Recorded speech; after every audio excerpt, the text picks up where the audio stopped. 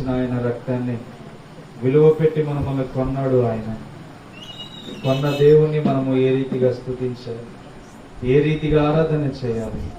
ఆత్మతోనూ సత్యముతోనూ ఆరాధన చేయమని వాక్యం సెలవిస్తుంది. పవిత్రత కలిగిన హృదయం మనలో ఉండి ఆరాధన చేయాలి. మన పాపాలు ఆయనకి మనకి మధ్యన ఏ మాత్రము అడ్డుగా ఉండకూడదు. మనం చేసిన ప్రతి పాపాన్ని ఒప్పుకుని ఆరాధన చేద్దాం. ప్రతి పాపాన్ని ఒప్పుకుని ఆరాధన చేద్దాం. ప్రేమ యేసయ్యా ప్రేమ, ప్రేమ యేసయ్యా ప్రేమ, యేసయ్యా ప్రేమ, ప్రేమ యేసయ్యా ప్రేమ, ఆరంది మరువని ఏరంది గవాయని, ఆరంది మరువని ఏరంది గవాయని, ప్రేమ యేసయ్యా ప్రేమ, ప్రేమ యేసయ్యా ప్రేమ, ప్రేమ యేసయ్యా ప్రేమ, ప్రేమ యేసయ్యా ప్రేమ, మారండి మరువని ఏరండి గవాయని, మారండి మరువని ఏరండి గవాయని,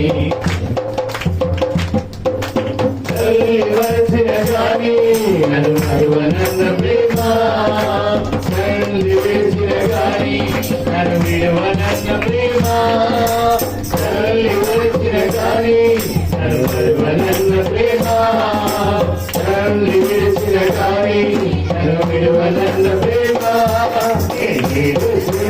ఎత్తుకున్న ప్రేమ, తన కౌగిలిలో నన్ను వస్తుకున్న ప్రేమ, కలిసి ఎత్తుకున్న ప్రేమ, తన కౌగిలిలో నన్ను వస్తుకున్న ప్రేమ,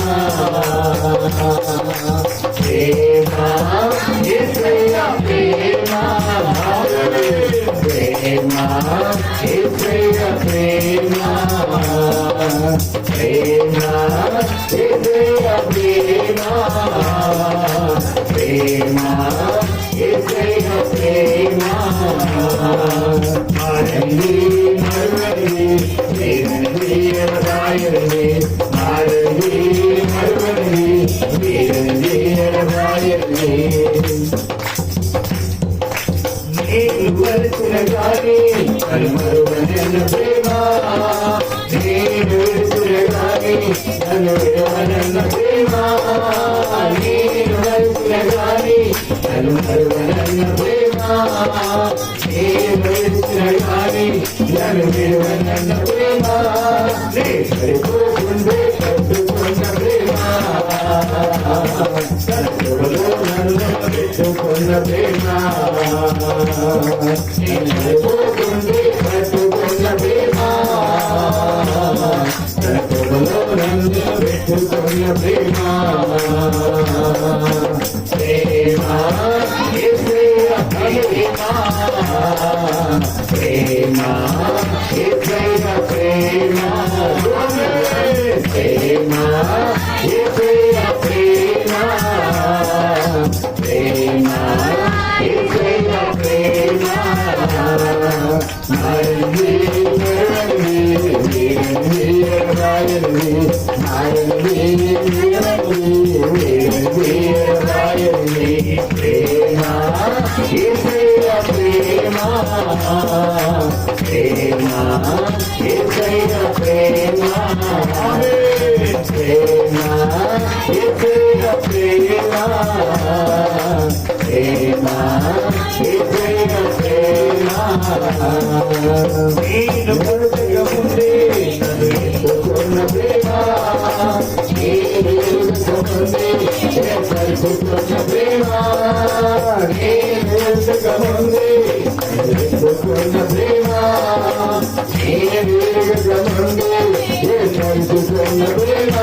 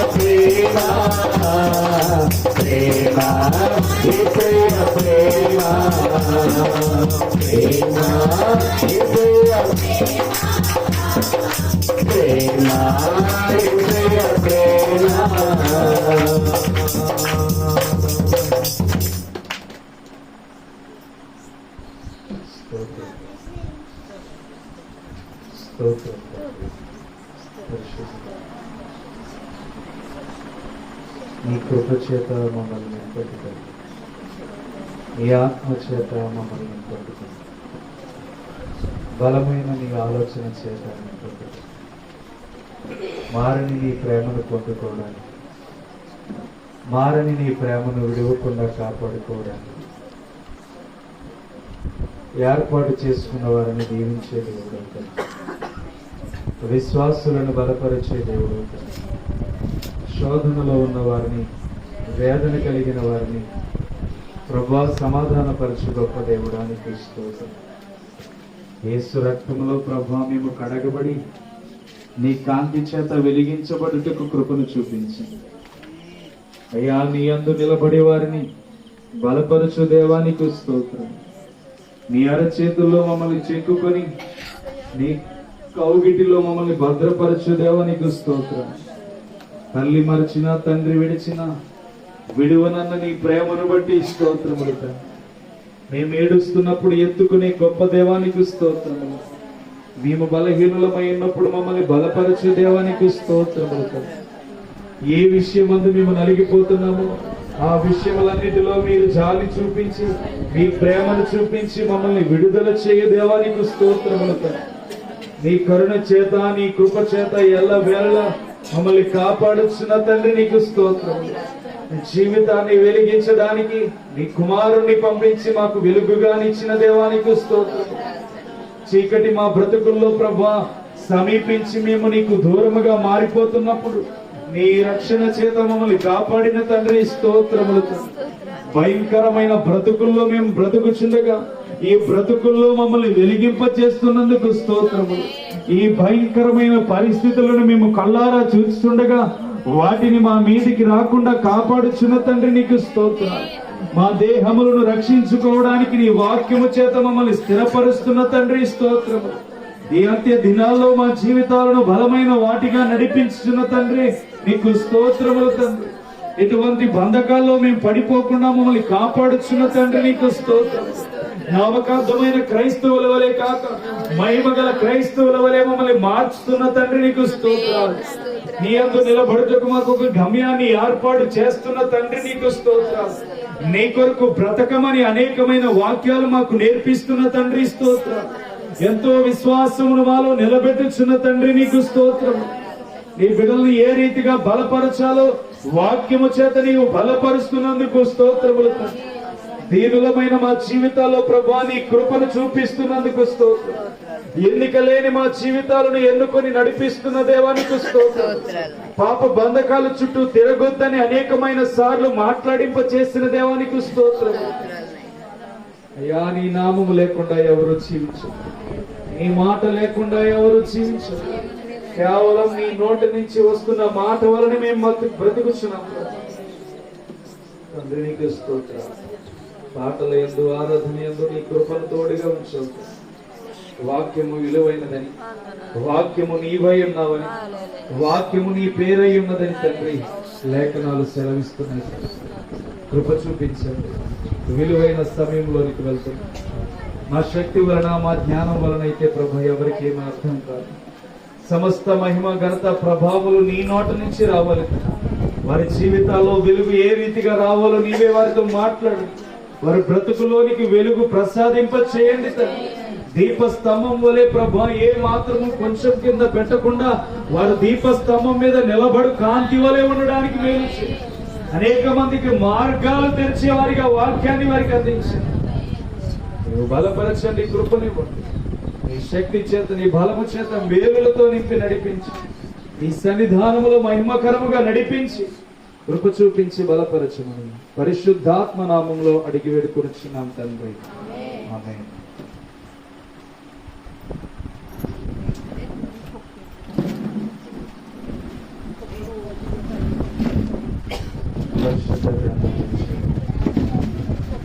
క్రొత్త నిబంధన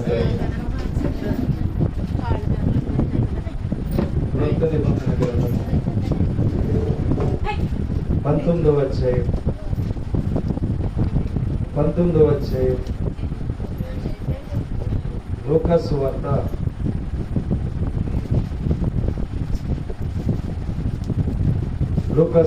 19వ అధ్యాయం 1 నుంచి 5 వరకు ఎవరు చదవగలరు? లూకాసు వార్త 19వ అధ్యాయం 1 వచనం నుంచి 5 వచనాలు ఒకరు చదవగలరు?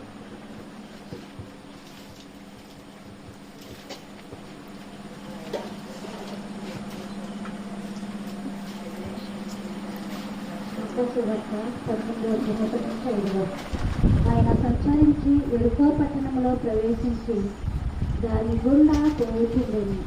ఇదిగో సంకరెప్పుకు దొరకగారు ధనవంతుడనైన జకరియా అని పేరు గలవాడు యేసు ఎవరని చూడబోరును గాని పొట్టివాడైనందున జనులు గుంపు కూడి వినుట వలన చూడలేకపోయాను.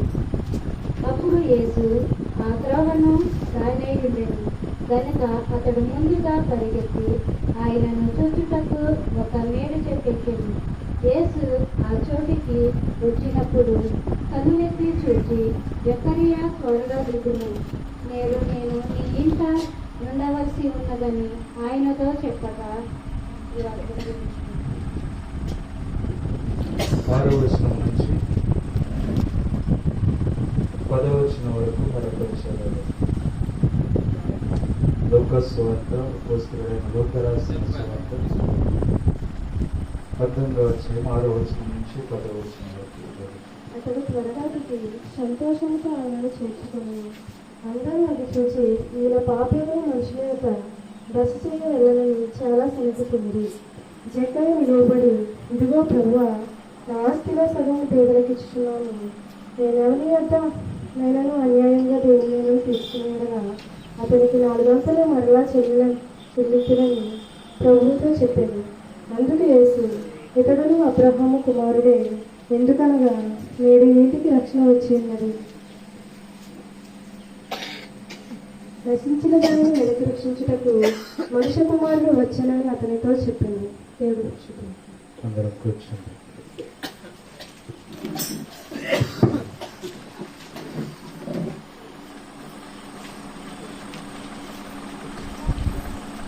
పరిశుద్ధాత్మ దేవుని నామములో కూడి వచ్చిన మీ అందరికీ తెలియజేస్తున్నాను. దేవుడు రచించిన వారం నుంచి ఈ వారం వరకు మీ ఎడల దేవుని కార్యములు చేసి ఆయన చేసిన ఎడల సాక్ష్య రూపంలో మేలుల రూపంలో మీరు పంచుకోవాలని ఈ సమయాన్ని కేటాయిస్తారు. ఎవరైనా సాక్ష్యాన్ని మేలులను పంచుకోవాలనుకుంటే లేచి నిలబడండి.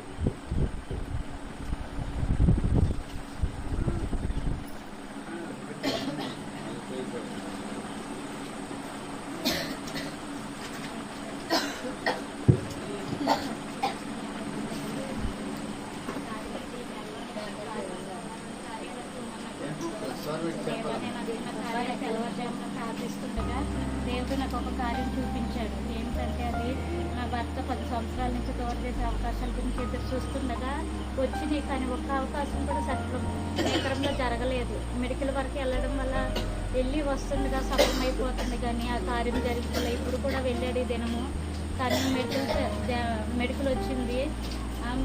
ఏ లోటు లేదు, సమస్తం సమృద్ధిగానే ఉందన్నారు. కానీ దూరదేశ మెడికల్ విషయంలో బిడ్డ తీసుకుని తీసుకున్నాకే అప్పుడు ఇతన్ని కోయిట్కి తీసుకుంటారంట. ఇవన్నీ తీసుకున్నాకే మెడికల్ ఎలా ఉందో చూసి ఫోటోలన్నీ చూసి అన్నిటిలో కూడా చూసుకున్నాకే అప్పుడు అక్కడ తీసుకుంటారంట. ఇవన్నీ కూడా సక్రమంగా జరిగితే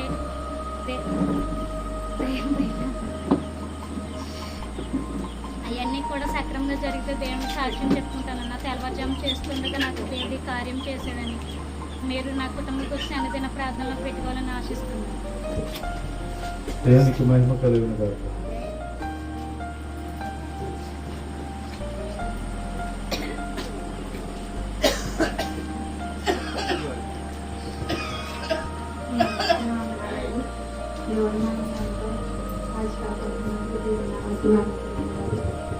చక్కగా సాక్ష్యం నాకు మార్కెటింగ్ వర్గాల గురించి బాగుంది.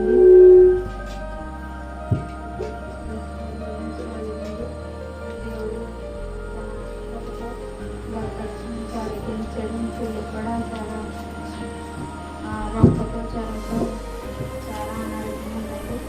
మరి దేవుడు ఎంతగానో స్వస్థపరిచేది. అంటే నేను మ్యారేజ్ చేసుకున్నప్పుడు మరి ఆటంకాలు లేకుండా దేవుడు మ్యారేజ్ విషయంలో వచ్చిన బిడ్డను బట్టి మేము ముందుగా ప్రార్థించినప్పుడు పిలిచిన ప్రతి ఒక్కరూ వచ్చారు. అందుని బట్టి దేవునికి మహిమ కలిగిన కాక. మరి మా తమ్ముడి విషయంలో కొన్ని సంవత్సరాల కింద మేము ప్రార్థన చేసుకుంటూ వచ్చాము. మా ద్వారా సంబంధాలు చెప్పుకోవాలని ఏంటంటే మేము దేవుని కలిగిన బిడ్డలో మాకు రావాలని మా ఆశ. ఒక ఇస్తేరు లాంటి వాళ్ళు మేము ఎంతవరకు ఉంటామండి, కొంతవరకే కదా వచ్చేవాళ్ళు వాళ్ళే. కానీ మరి పరిచర్య సేవ అనేది మేము నమ్మకంగా చేస్తామండి. సేవ మరి ఎంత సేవ అయితే అంతే పరిచర్య మాకు ఉంటుందండి. మరి సేవ వెనకాల పరిచర్య అనేది చాలా ముఖ్యం. మరి మేమైతే ఎంతవరకు వచ్చి చేయగలం. మమ్మల్ని కూడా దేవుడు వేరే చోట్ల వాడుకోవడానికి సిద్ధంగా ఉన్నాడు. కాబట్టి మరి ఇక్కడికి వచ్చే బిడ్డలో దేవుని కలిగిన బిడ్డలు అయితే, సహనం కలిగి దేవుని కలిగిన బిడ్డ అయితే మేము ఆశ కలిగి ప్రతి విషయంలో మేము సంబంధానికి వెళ్ళినప్పుడు నేను ఏం పెట్టుకుంటానండి, నన్ను చూసి చాలా సంబంధాలు ఆగిపోయినప్పుడు కూడా నన్ను చాలా ఇబ్బంది చేసేవారు. నేను ఒకటే ప్రార్థన చేశాను, ప్రభు క్రిస్టియన్ లాంటి వారి గృహంలోకి రావాలని. మరి ఈ కాలంలో మరి అలాంటి అమ్మాయిలు దొరకాలంటే చాలా కష్టం. మరి దేవుడు తన ప్రణాళిక ప్రకారం ఏ కళాంకమైనను ముడతైనను లేని అమ్మాయిని దేవుడు మా ఇంటికి పంపించాడండి. అది కేవలం ప్రార్థన బట్టి. ఎవరేమనుకున్నా లోక సంబంధాలు దేవుడికి మహిమ. మరి నా ద్వారా వచ్చిన సంబంధాలు నేను వెళ్ళినప్పుడు ఆగిపోయినాయండి చాలా సంబంధాలు. దేవుని బిడ్డలు ఉంటే సృష్టి సంతానానికి దేవుడు ఎలా ఇస్తాడండి అవకాశం. కానీ లోకస్తులకు అలా అర్థం కాదు. మరి దేవుడు ఎంతగానో మ్యారేజ్ విషయంలో ప్రక్షేపించాడు. మరి అక్కడ మ్యారేజ్లో కూడా మార్నింగ్ కూడా చాలా గందరగోళం జరిగింది. ఏదేమైనా దేవుడు ఎంతో తన ప్రణాళిక ప్రకారం తన బిడ్డను సిగ్గుపరచలేదు. మరి రేపు ఎల్లుండి మ్యారేజ్ అనగా ఆ తెల్లారగట్ల మంగళవారం ఆ రోజండి చాలా వర్షం పడ్డది. నేను అక్కడే కూర్చొని మేము అందరం ఇతరక్తం చెప్తామండి. మా తమ్ముడు అయితే అలజడి పడలేదు, ఆయన చూసుకుంటాడని అడిగారు. మనం ఆడవాళ్ళు కదండి, చాలా గలిబిలిగా పొలవ చుట్టూ ప్రయత్నం మీరంతా వచ్చి రావడం అవన్నీ చక్కబెట్టుకుంటున్నాం కదా. మేము వేసే రక్తాన్ని ఉచ్చరించాము. మరి ఉచ్చరించినప్పుడు వర్షం చూస్తే అసలే ఉండదండి. వర్షం అలాగే వచ్చేలా కనపడ్డదండి. అంత వర్షం కురిసింది 4 గంటలండి. అప్పుడు మేము వేసే రక్తం చెప్పడం జరిగింది. ఏంటి ప్రభావ నీ బిడ్డను సిగ్గుపరుస్తావా ఏంటి, వర్షం వస్తే అలాగే ఇబ్బందే కదండి, మనం వెళ్ళడానికి కూడా చిరాగ్గా ఉంటుందండి. మరి మన రోడ్లు ఎలా ఉంటాయో మనకు తెలుసు. కానీ దేవుడు ఒకనాడల్లా ప్రార్థించినప్పుడు సూర్యచంద్రుని ఆపినట్లుగా తన మేఘాలని దేవుడు చాలా చెరువు చేసి మంచి వాతావరణాన్ని అనుగ్రహింపచేశాడు. మరి మ్యారేజ్ పొద్దుకు కూడా సింపుల్ పడ్డాయండి. మరి ఏదేమైనా దేవుడు మా పట్ల ఎంతో ప్రేమను కనపరిచాడు. మరి ఏ కొదువ మరి మాకు కలగలేదండి. దేవుడు సమృద్ధిని అనుగ్రహింపచేశాడు. మరి నా చిన్న తమ్ముడి విషయంలో కూడా మీరు అందరూ ప్రార్థించే డిసెంబర్లో నేను వాడిని మ్యారేజ్ చేయాలని ఆశ కలిగి ఉన్నాను. మరి ఒక్క నేను దేవుడు మా గృహంలో పెట్టేలాగా ఇంకా వాళ్ళ సేవలో అభివృద్ధి పరిచేలాగా మేము ఏదో ఆత్మరక్షణ కొరకు కానీ ఈరోజు సంపాదించాలని మాత్రం కాదండి. మీరందరూ మీ అనుకున్న ప్రార్థనలో మా కుటుంబం కోసం జ్ఞాపకం చేసుకోమని, మరి నా కుమార్తె విషయంలో దేవుడు ఎంతో స్వస్థపరిచి మంచి ఆరోగ్యం ఇచ్చాడు. మరి ప్రార్థన విషయాల్లో కూడా మీరందరూ ప్రార్థన చేయాలని, మా గృహం గురించి మీరందరూ ప్రార్థన చేయాలని చిన్న సాక్షికి వెళ్తుంది. దేవునికి మహిమ కలుగుతారు.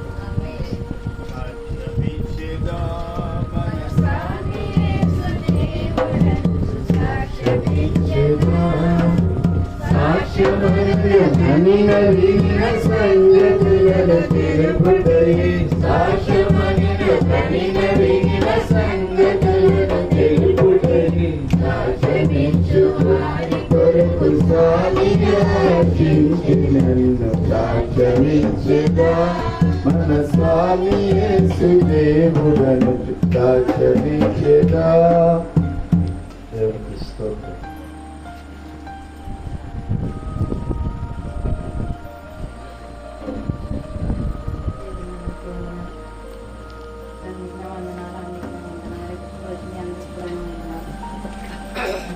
సాక్ష్యం ఏంటంటే నా మనవరాల పట్ల ఎంతో కృప చూపించాడు దేవుడు.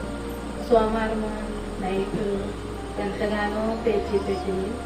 పేచి పెట్టినప్పుడు ఎందుకు పేచి పెడుతుందో మాకు తెలియటలేదు. నొప్పి వస్తుందో ఏమవుతుందో కూడా మాకు తెలియటలేదు. ఎరగదీసేసుకునేది తెలియ ఎంతగానో గట్టిగా ఏడ్చేసేది. అక్కడికి సైడ్ రాసేదాన్ని, ప్రార్థన చేసేదాన్ని, ఏమాత్రం కూడా బిడ్డకి తగ్గలేదు. అక్కడికే నొప్పి వస్తుందేమో నొప్పి పరిగెత్తాము, అప్పటికైనా తగ్గలేదు. అప్పుడు నేను పరిగెత్తుకుని బిడ్డను భుజం వేసుకుని తీసుకొచ్చాను. ప్రవీణ్ ఉన్నాడని తీసుకొస్తే ప్రవీణ్ ఏమో కార్డులు పంచి తగ్గేటాడు. ఇంటికాడ మంజుష ఒక్కలే ఉంది. మంజుష ఇలా ఏడుతుంది చిల్ల అని అడిగితే మంజుష ప్రార్థన చేసింది. ప్రార్థన చేసినా సరే ప్రార్థన ఇప్పుడు చేసినప్పుడు సో బాగుంది. మరి ఇంటికి వెళ్ళాక ఇప్పుడు మామూలుగానే మళ్ళా పిల్ల గజగజలాడిపోయి చేసేది. నొప్పి వస్తుందో ఆ పిల్లకి ఏ బాధ వస్తుందో మాకు తెలియదు కాదు. ఎందుకు ఇలా ఏడుస్తుందని నేను ఎంతగానో ఇప్పుడు అనుకున్నానండి. నాయనాన్ని చిత్తమని ఇష్టము ఇప్పుడు వరకు ఎంతగానో సంతోషాన్ని ఆనందాన్ని ఇచ్చావు. ఇప్పుడు ఎందుకు ఇంత గలిబిలి పెడుతున్నది ఈ శత్రువుడు అని నేను ప్రార్థన చేసి తైలం చిమ్మి ఇల్లంతా తైలం చిమ్మి ప్రార్థన చేసి అప్పుడు కసోపు ముద్ర పెడితే మళ్ళా కింద పొడిగేసేటప్పటికి ఏడ్చేసేది. మళ్ళా ప్రవీణ్ వచ్చాడా లేదని మళ్ళా పిల్లని కొంచెం వేసుకుని తీసుకొచ్చాను. వచ్చేటప్పటికి అప్పుడే కార్డులు పంచడానికి వచ్చాడు. బాబాయ్ సంగతి ఇది పిల్ల కోరెట్టేస్తుందని అడిగినప్పుడు లోనకి తీసుకెళ్లి ప్రార్థన చేసినప్పుడు ఆ ప్రార్థన చేతులతో పిల్లడు భుజం మీద వేసుకునే చేతులతో ఎంతగానో ఎరగదీసేసింది. ఎంతగానో ఆ బిడ్డని వంగదీసేసేది. నేను ఒళ్ళో పెట్టుకున్నా సరే ప్రార్థన అంచోపు అయితే చేసామో అంచోపు కూడా ఆ బిడ్డ ఎంతగానో నలుగుకొని బిడ్డ ఏడ్చినా గాని ఎరగదీసేసినా గాని ఏమాత్రం కూడా మేము ప్రార్థన మానలేదు. బిడ్డ ఆ భుజం మీద వేసుకుని అలా నొక్కి పెట్టి ప్రార్థన చేసినప్పుడు తైలం రాసి ప్రార్థన చేసేటప్పటికి ఆ బిడ్డ ఎంతగానో కుదుట పడ్డాది. కుదుట పడ్డాక ఇంటికి తీసుకెళ్ళాను. ఇంటికి తీసుకెళ్ళి మళ్ళీ ప్రసాదానం రాసి కొంచెం భుజం మీద వేసుకునేటప్పటికి తెల్లవార్లు కూడా ఆ బిడ్డ ఏడుపుతోటే ఉంది. అలాగ భుజం మీద వేసుకుని తిప్పాము. ఆ కుసోపు తెల్లగట్ల 4ంటికి ప్రార్థన చేసుకుని అప్పుడు పడుకోబెడితే అప్పుడు కసోపు పడుకున్నది. మళ్ళీ రాత్రి మళ్ళా పేసి ఎందుకు పేసి పెడుతుందో నాకైతే తెలియదు. అరుగు లేకున్నాము కానీ పేసి పెడుతుంది, విరగదీసేస్తుంది పిల్లని. ఆ పిల్ల అలాగుండేటప్పుడు మాకెంతో భయం వేస్తుంది. రాత్రి తెల్లవారులు కూడా ఏడిపోయి కానప్పటికీ మేము ఏదైనా పొరపాటు చేసామయ్యా మమ్మల్ని క్షమించు, నువ్వు చేసిన కార్యాలకి ఎంతో గొప్పది, నువ్వు గొప్ప కార్యం చేస్తావు మా పట్ల, కానీ మేము ఆ కార్యాన్ని మేము గ్రహించుకోలేకోకుండా నీ ప్రార్థనలో మేము తగ్గిపోయామేమో, మేలు చేసినప్పుడు ఎంతగానో నీ కృతజ్ఞతలు చెల్లించాలి కదా. అప్పుడు నా ప్రభావ ఆదలో ఉన్నప్పుడు వేదనలో ఉన్నప్పుడు ఎంతగానో ప్రార్థన చేసింది నా కోడలు ఈ స్థితిలోకి ఎలా నీకు తక్కువగా ప్రార్థన చేసిందేమో, నీ సన్నిధికి దూరం అవుతుందేమో ప్రభు క్షమించేస్తాయా అని నేను ప్రార్థన చేసుకుని బిడ్డకి ఎంతగానో తైలం రాసినప్పుడు రాత్రి నా కుమారుడు దేవాలయం వెళ్ళాడు. నా కుమారుడి పట్ల నేను సాక్ష్యం చెప్పాను. నా కుమారుడు దేవునితో నడుస్తాడేమని నేను ఎంతగానో సాక్ష్యం చెప్పాను. బైబిల్ చదువుతున్నాడు, ప్రార్థన చేస్తున్నాడు, నేను ఎంతో ఆశపడ్డాను. కానీ పెళ్లికి వెళ్ళి ఆ బిడ్డ దేవునికి విరోధంగా జీవించినందుకు ఆ బిడ్డ రాత్రి ఫోన్ కొంటానికి వెళ్ళినప్పుడు ఫోన్ కొనుక్కుని వచ్చేస్తున్నాడు. ఆ బిడ్డ తాగున్న మాలని ఆ బండి మెంచి కిందకి పడిపోయాడు. పడిపోయినప్పటికీ ఇలాగ బండి ఒరిగిపోయి ఆ ఓతుల ఇరుగు ఇలాగ వంగిపోయినప్పుడు ఈ మోకాలు మీద ఆనేసేటప్పటికి మోకాలు కుండి పడిపోయి దేవునికి విరోధం పనులు చేస్తే దేవుడు ఊరుకోడు. ఆయన నమ్ముకున్న బిడ్డను సిగ్గుపరిచే దేవుడు కాదు. నా బిడ్డ తప్పు చేశాడు కాబట్టి ఆ శిక్ష భరించవలసింది. దేవుడు గొప్ప కార్యం చేశాడు. ఆ కాలే ఇరిగిపోతే నా కుమారుడి పరిస్థితి ఏంటి? జీవితాంతము ఆ కాలు బాధతోనే పడి ఉంచుడు. దేవుడు గొప్ప కార్యం చేశాడు నా బిడ్డ పట్ల. నేను చూసినప్పుడు ఇలా దెబ్బ తగిలింది అన్నప్పుడు నేను బాధపడ్డాను, కానీ నాకు కోపం వచ్చింది. నీకు తగలవలసిందే, నేనేమి బాధపడను. దేవుని బాధ పెట్టినప్పుడు దేవుడు ఊరుకోడు, బాధపడును అని నేను శివట్లేసి నేను దేవుడిని అడిగాను. ఆయన నీ చిత్తమని ఇష్టం, నా బిడ్డని నీ చేతులకు అప్పచేస్తున్నాను. నీ చిత్తం ఏమైందో నాకు తెలియదు, నువ్వెప్పుడు మార్చుకుంటావో నాకు తెలియదు. నేను సాక్ష్యం చెప్పాను నా బిడ్డ కొరకు. నేను ఒకవేళ తప్పుగా మాట్లాడుంటే నేను క్షమించాను. దేవుడిని ఎంతగానో ప్రాధాయపడ్డాను. నేను గొప్పదాన్ని కాదు, ఎందుకు పనికిరాని దాన్ని, నువ్వు గొప్పదానివా అని మీరందరూ అనుకోవచ్చు. కానీ నేను దేవునితో నడవాలని, దేవునితో సావాసం చేయాలని, నాకు ఈ లోకాసులతో నాకు పని లేదు, ఈ లోక సంబంధంతో నాకు పని లేదు. నాకు ఒకటి మార్గం, ఒక లక్షణం. నా దేవుని రాజ్యం చేరాలంటే ఎలా ఉండాలి అలా ఉండాలని నేను కోరుకుంటున్నాను. అలా ఉండాలంటే ఎన్నో శత్రువుడు ఎన్నో గలిబిలు చేసినప్పటికీ నేను ధైర్యంగా ఉండి నువ్వెన్ని తంత్రంగాలు చేసిన నా దేవునితోటి నేను నడుపుతానని ఎన్నో ఆటంకాలు వచ్చిన ఇబ్బందులు వచ్చిన ఎదుర్కొంటున్నాను. ఎదుర్కొనే శక్తి నాకు ఇచ్చాడు దేవుడు. ఆయన రాజ్యం చేరాలంటే ఎంత కష్టమైనా నేను భరిస్తాను. ఆయనతోనే జీవిస్తాను, ఆయనతోనే నేను బ్రతుకుతాను. నాకు ఎవరు ఎన్ని అనుకున్నా నాకేం పర్వాలేదు. అంత నీతి మంత్రాలవా, అంత భయభక్తులు కలిగి ఉంటున్నామంటే ఆయన బాధ పెట్టే పని మనం ఏది చేయకూడదు. ఆయన బాధ పెట్టి పని చేస్తే మనల్ని దేవుడు బాధ పెట్టినట్టు అవుతుంది.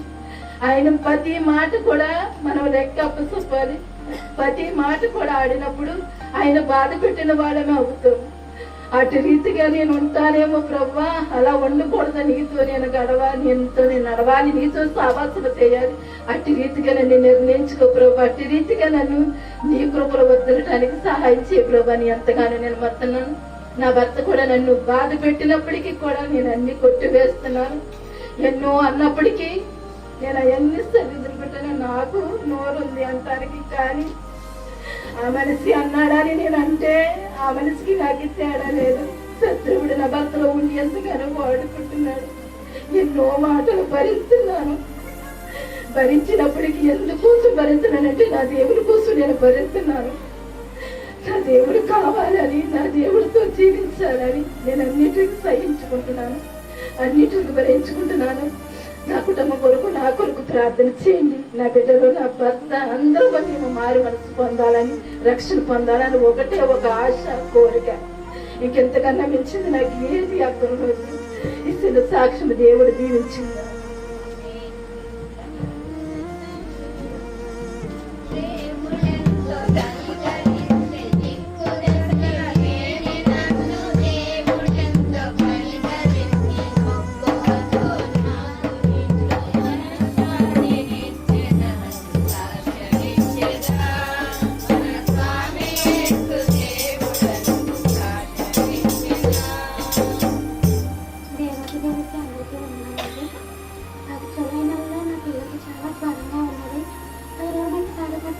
చూపించుకోలేని పరిస్థితుల్లోనే ఉన్నాను.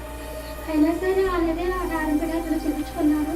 ఆయన ముందుకు రాసాను కానీ ముందుకు తీసుకొచ్చి నా కుమార్తెను చూపించుకున్నంత అర్హత లేదు నాకు.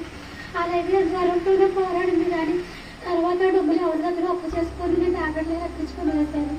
వేసుకున్న తర్వాత బాగానే తగ్గింది. 20 రోజుల పైన అలాగే జ్వరంతో పోరాడింది. మళ్ళీ 5 రోజుల క్రితం అశోక్ రోజుల నుంచి జ్వరంతో అలాగే పోరాడుతుంది. అలాగే చూపించకుండా ఏమి చేయకుండా భోజనానికి వెళ్ళొచ్చి అలాగే మనం జ్వరం వచ్చిందని చెప్పి అలాగే పడుకొని ఉన్నది కానీ చూపించలేదు. ఏంటిదేమో ఇలా పరిస్థితి రోజు జ్వరంతో ఉంటుంది.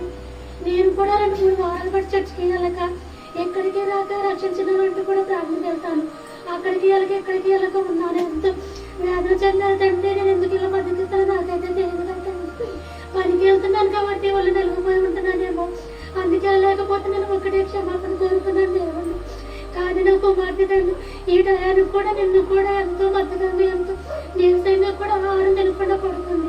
మొన్న చూడకుండా పెళ్ళంతల్లో సాయంత్రం కూడా ప్రవీణ్ పిలిచి తొమ్మిది పిల్లకి ఇలా జ్వరంగా ఉంది అక్క అంటే ఇలాగే ప్రాబ్లం వచ్చి చేశాడు. అక్క నేను తర్వాత వస్తాను పొద్దునే తీసుకురా అన్నాడు కానీ నేను తీసుకెళ్ళాక పనికి వెళ్ళిపోయాను. తర్వాత రోజు చిన్న దగ్గరకు వచ్చి చిన్న తమ్ముడు లేడా అంటే లేడమ్మా అన్నారు.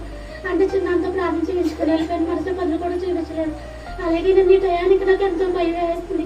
చాలా మగతగా పడుకొని ఉన్న నా కుమార్తె చాలా భయం వేస్తుంది. ఇంట్లో పని చేసుకుంటున్నాను కానీ మాట్లాడుతా పిల్ల గురించి ఆలోచిస్తే పొద్దుప్పుడు కాకపోతే గుళ్ళో మంటలు 7 గంటలు వచ్చేస్తుంది. తమ్ముడికి ఆ టయానికి 8:30 కల్లా ఫోన్ చేసి తమ్ముడు ఆ పిల్లలు మగతగా పడుకుని ఒక్కసారి వచ్చి ప్రార్థన చేయడం అంటే పక్క వస్తే ఒక 20 నిమిషాలు టైం పడుతుంది అయితే ఏమనుకోవద్దు అలాగే అన్నాడు. తమ్ముడు వచ్చాడు. వచ్చి 2 మోకాలు మంచి తండ్రి ఇద్దరికి ప్రార్థన చేసుకున్న మంచం మీద నా కూతురు పడుండగా తైలు నా కూతురు మీద రాసి అక్క ఏమి అవసరం ఏమి కంగారు పడద్దు, ఇవాళ రేపు కూడా చూసి టెస్టులు పంపిస్తాం అక్క నువ్వేమి కంగారు పడద్దు అన్నారు. నా కుమార్తెను చూసి ఎంతో భయం వేసింది. తమ్ముడు ప్రార్థన చేసి వెళ్ళిన తర్వాత 15 నిమిషాలకు కూడా నా కుమార్తె లేగలేదు. తర్వాత 20 నిమిషాలు పండు అని పిలిచి వెళ్ళేసరికి నా కుమార్తె అమ్మ నాకు ఆగలేస్తున్నాను. తర్వాత పాలు కంటే ఉన్నామంటే కొంతమ్మ మంచి తాగి పడుకున్నాను. దేవుడికి వందనాలు చెప్పుకున్నానండి. దేవుడు నా కుటుంబంలో ఎన్నో శోధనలు కొడుతున్నా. నా భర్త విషయంలో కూడా ఎన్నో యాక్సిడెంట్ల నుండి నా కుమార్తెను నా భర్తను కూడా కాపాడారు. అయినా తండ్రి నాకు నా భర్త మాట ఎటువంటి మార్పులు లేరు. నా భర్త మధ్య విషయంలో వారి సేవా అదొక్కటే మార్చాలని కోరుకుంటున్నాను దేవునికి. ఎందుకు నా భర్త పొద్దునే లేదు ప్రార్థించేవాడు దేవుడిని. ఎందుకు ఇలా నాకు అతనింత సాధారణ శోధనలు పడేస్తున్న వాళ్ళకి ఒకటే కోరుకుంటాను. నా భర్త కూడా నాతో పాటు సన్నిధికి రావాలని నా పిల్లలిద్దరికి మంచి ఆరోగ్యం దయచేయాలని ఒకసారి అడుగుతున్నాను. అలాగే మీ అందరినీ ఒకటే అడుగున్నానండి. నా యొక్క పరిస్థితి కూడా బాగా అక్క గురించి కూడా ప్రార్థనలో పెట్టండి. చాలా సార్లు చెప్పాను నా యొక్క పరిస్థితి బాగాలేదని. నా యొక్కతో ఫోన్లో మాట్లాడడానికి కూడా తక్కువ చాలా నాకు మాట్లాడలేకపోతున్నాను. కానీ మా యొక్క చూడడానికి కూడా నాకు చాలా భయం వేస్తుంది. నా యొక్కతో ఒక చెల్లిలాగా ఒక ఫ్రెండ్లా ఉండేదని అలాంటిది నా యొక్కతో మాట్లాడడానికి కూడా చాలా భయం వేస్తుంది. ఎప్పుడు ఫోన్ చేస్తే పిల్లల చేత మాట్లాడుతుంది అది నేను మాట్లాడడానికి దుఃఖం వస్తుందని మాట్లాడలేదు. నేను కూడా దుఃఖపడుతున్నా యొక్క ఏమైపోతుందని నేను ఆలోచిస్తున్నానే కానీ నా యొక్కతో మాట్లాడడానికి నాకు ఎటువంటి సందేహం లేదండి. నా యొక్క ఎప్పుడు నేనన్నా దేవుడికి దూరంగా ఉంటానేమో కానీ నా యొక్క ఎప్పుడు కూడా దేవుడి సన్నిధిలో మోకరించి ప్రార్థించిన రోజులలో దేవా ఎందుకు పిల్లలు ఇచ్చావు, వాళ్ళు అనాథలైపోతారు అనుకున్నానే కానీ నా యొక్క కథ శోధన పెట్టావు. మేలైనా కీడైనా నీ సన్నిధిలో జరిగేస్తుంది అనుకున్నాను. ఒక్కసారి దేవుడు మన పై నుంచి లేవలెత్తారు నాకు యొక్క గురించి ప్రార్థిస్తున్నాను. అలాగే నా భర్త గురించి నా గురించి ఒక్కసారి ప్రార్థించండి. అలాగే తండ్రి నా కుమార్తెలకు కూడా మంచి ఆరోగ్యం దయచేయండి. ఈ రోజు కూడా చూసి టెస్టులకి వెళ్దాం అనుకున్నాము. ఇవాళ రేపు కూడా తండ్రి నా కుమార్తెకి ఎటువంటి అనారోగ్యం లేకుండా పడితే నా కూతుర్ని ఏ టెస్టులకి తీసుకెళ్ళకూడదని నిశ్చయించుకున్నాను. ఇప్పుడైనా సాక్ష్యం చెప్పాలా లేదా అని సంకోచించుతూనే ఉన్నాను. కానీ ధైర్యం తెచ్చుకొని రావడానికి దేవుడు సహాయం చేసేందుకు వేళ వందనములు చెల్లించుకుంటున్నాను. ఇదిగో దేవా, నాకు ధైర్యాన్ని కలిగజేయండి తండ్రి అనుకున్నాను. ఏసయ్య, నాకు ఒక్క సాక్షిగా నిలబడడానికి సహాయం చేయండి. నా భర్త విషయంలో యాక్సిడెంట్ అయినప్పుడు కూడా నేను చర్చలో సాక్ష్యం చెప్పుకున్నాను అనుకున్నాను, కానీ నా ధైర్యం చాలు ఇప్పుడు కూడా నేను చెప్పుకోలేదు. నేను సన్నిధిలో నేను ప్రార్థించలేకపోతున్నాను, తెప్పిస్తున్నాను. 1-2-3 వారాల బట్టి కూడా చర్చలకు వెళ్ళలేకపోతున్నాను. అందుకే నాకు ఈ శోధన పెట్టారేమని అనుకున్నాను. ఏసయ్య, నాకు క్షమించండి ఒక్కటే అని వేడుకున్నాను తండ్రి. నాకు అలాగే నా కూతురి టైం కూడా లేవలేదు. ఇప్పుడు ఈ సన్నిధిలో తలకేయమో ప్రార్థనకి వెళ్దామంటే తలకేసి ప్రార్థనకి నాకు ఉద్యోగంతో పాటు నేను కూడా వేగలబడి రావడానికి సహాయం చేస్తున్నందుకు దేవుడికి వందనాలు చెల్లిస్తున్నాను. అలాగే నా కుటుంబం గురించి, నా బిడ్డల గురించి, నా యొక్క గురించి ప్రార్థించమని మిమ్మల్ని అడుగుతున్నాను. నీవు చేసిన ఉపకారములకు ఏది చెల్లింతును? నీవు చేసిన ఉపకారములకు ఏది చెల్లింతును? దేవునికి మహిమ కలుగును. దేవుని యొక్క మార్గములో మనం ఎప్పుడైతే సాక్ష్యం పంచుకుంటామో అప్పుడు మనలో ఉన్న వేదన చాలా మట్టికి తీరుతుంది. దేవునికి స్తోత్రం. ఎందుకు పంచుకుంటారు, ఎందుకు చెప్తారని మనం అనుకుంటూ ఉంటాం. దేవుడు చేసిన మేలును మనం ఎప్పుడైతే చెప్పుకుంటామో ఆ భారం ఏమవుతుందంటే కొంత తేలిక పడుతుంది. దేవుడు అందుకని చాలామంది సాక్షులుగా దేవుడు చేసిన మేలును బైబిల్ గ్రంథంలో రాసినట్టుగా మనం చూడగలుగుతాం. దేవునికి స్తోత్రం. కొన్ని నిమిషాలు నాన్నగారి వాక్యం తర్వాత తక్కువ వరకు కొన్ని నిమిషాల వాక్యాలు ముగిస్తాను.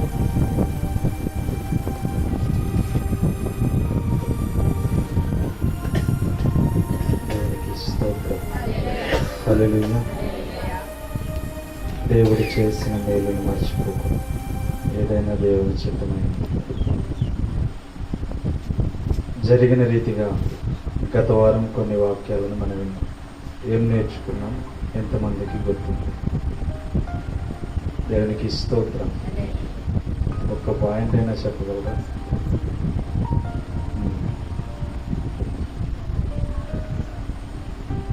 రైట్. దేవుని యొక్క నామాన్ని బట్టి మన జీవితాలు ఎదిగే కొలది దేవునిలో అభివృద్ధి పొందుతూ ఉండాలి. మనం ఎంతగా ఎదిగినా దేవుడు మన జీవితాలను చూడకపోతే, మనం ఫలించి లాభం లేకపోతే ఏమాత్రము కూడా ఫలితం ఉండదు. మనము ప్రత్యేకంగా ఏర్పాటు చేసుకుని దేవుడు చదవబడిన లేఖనాలు చూసినట్లయితే యోహాను సువార్తలో ఒక మాట రాసి ఉన్నది. ఇప్పుడు చదవబడిన లేఖనాల్లోనే ఒక మాట మాట్లాడి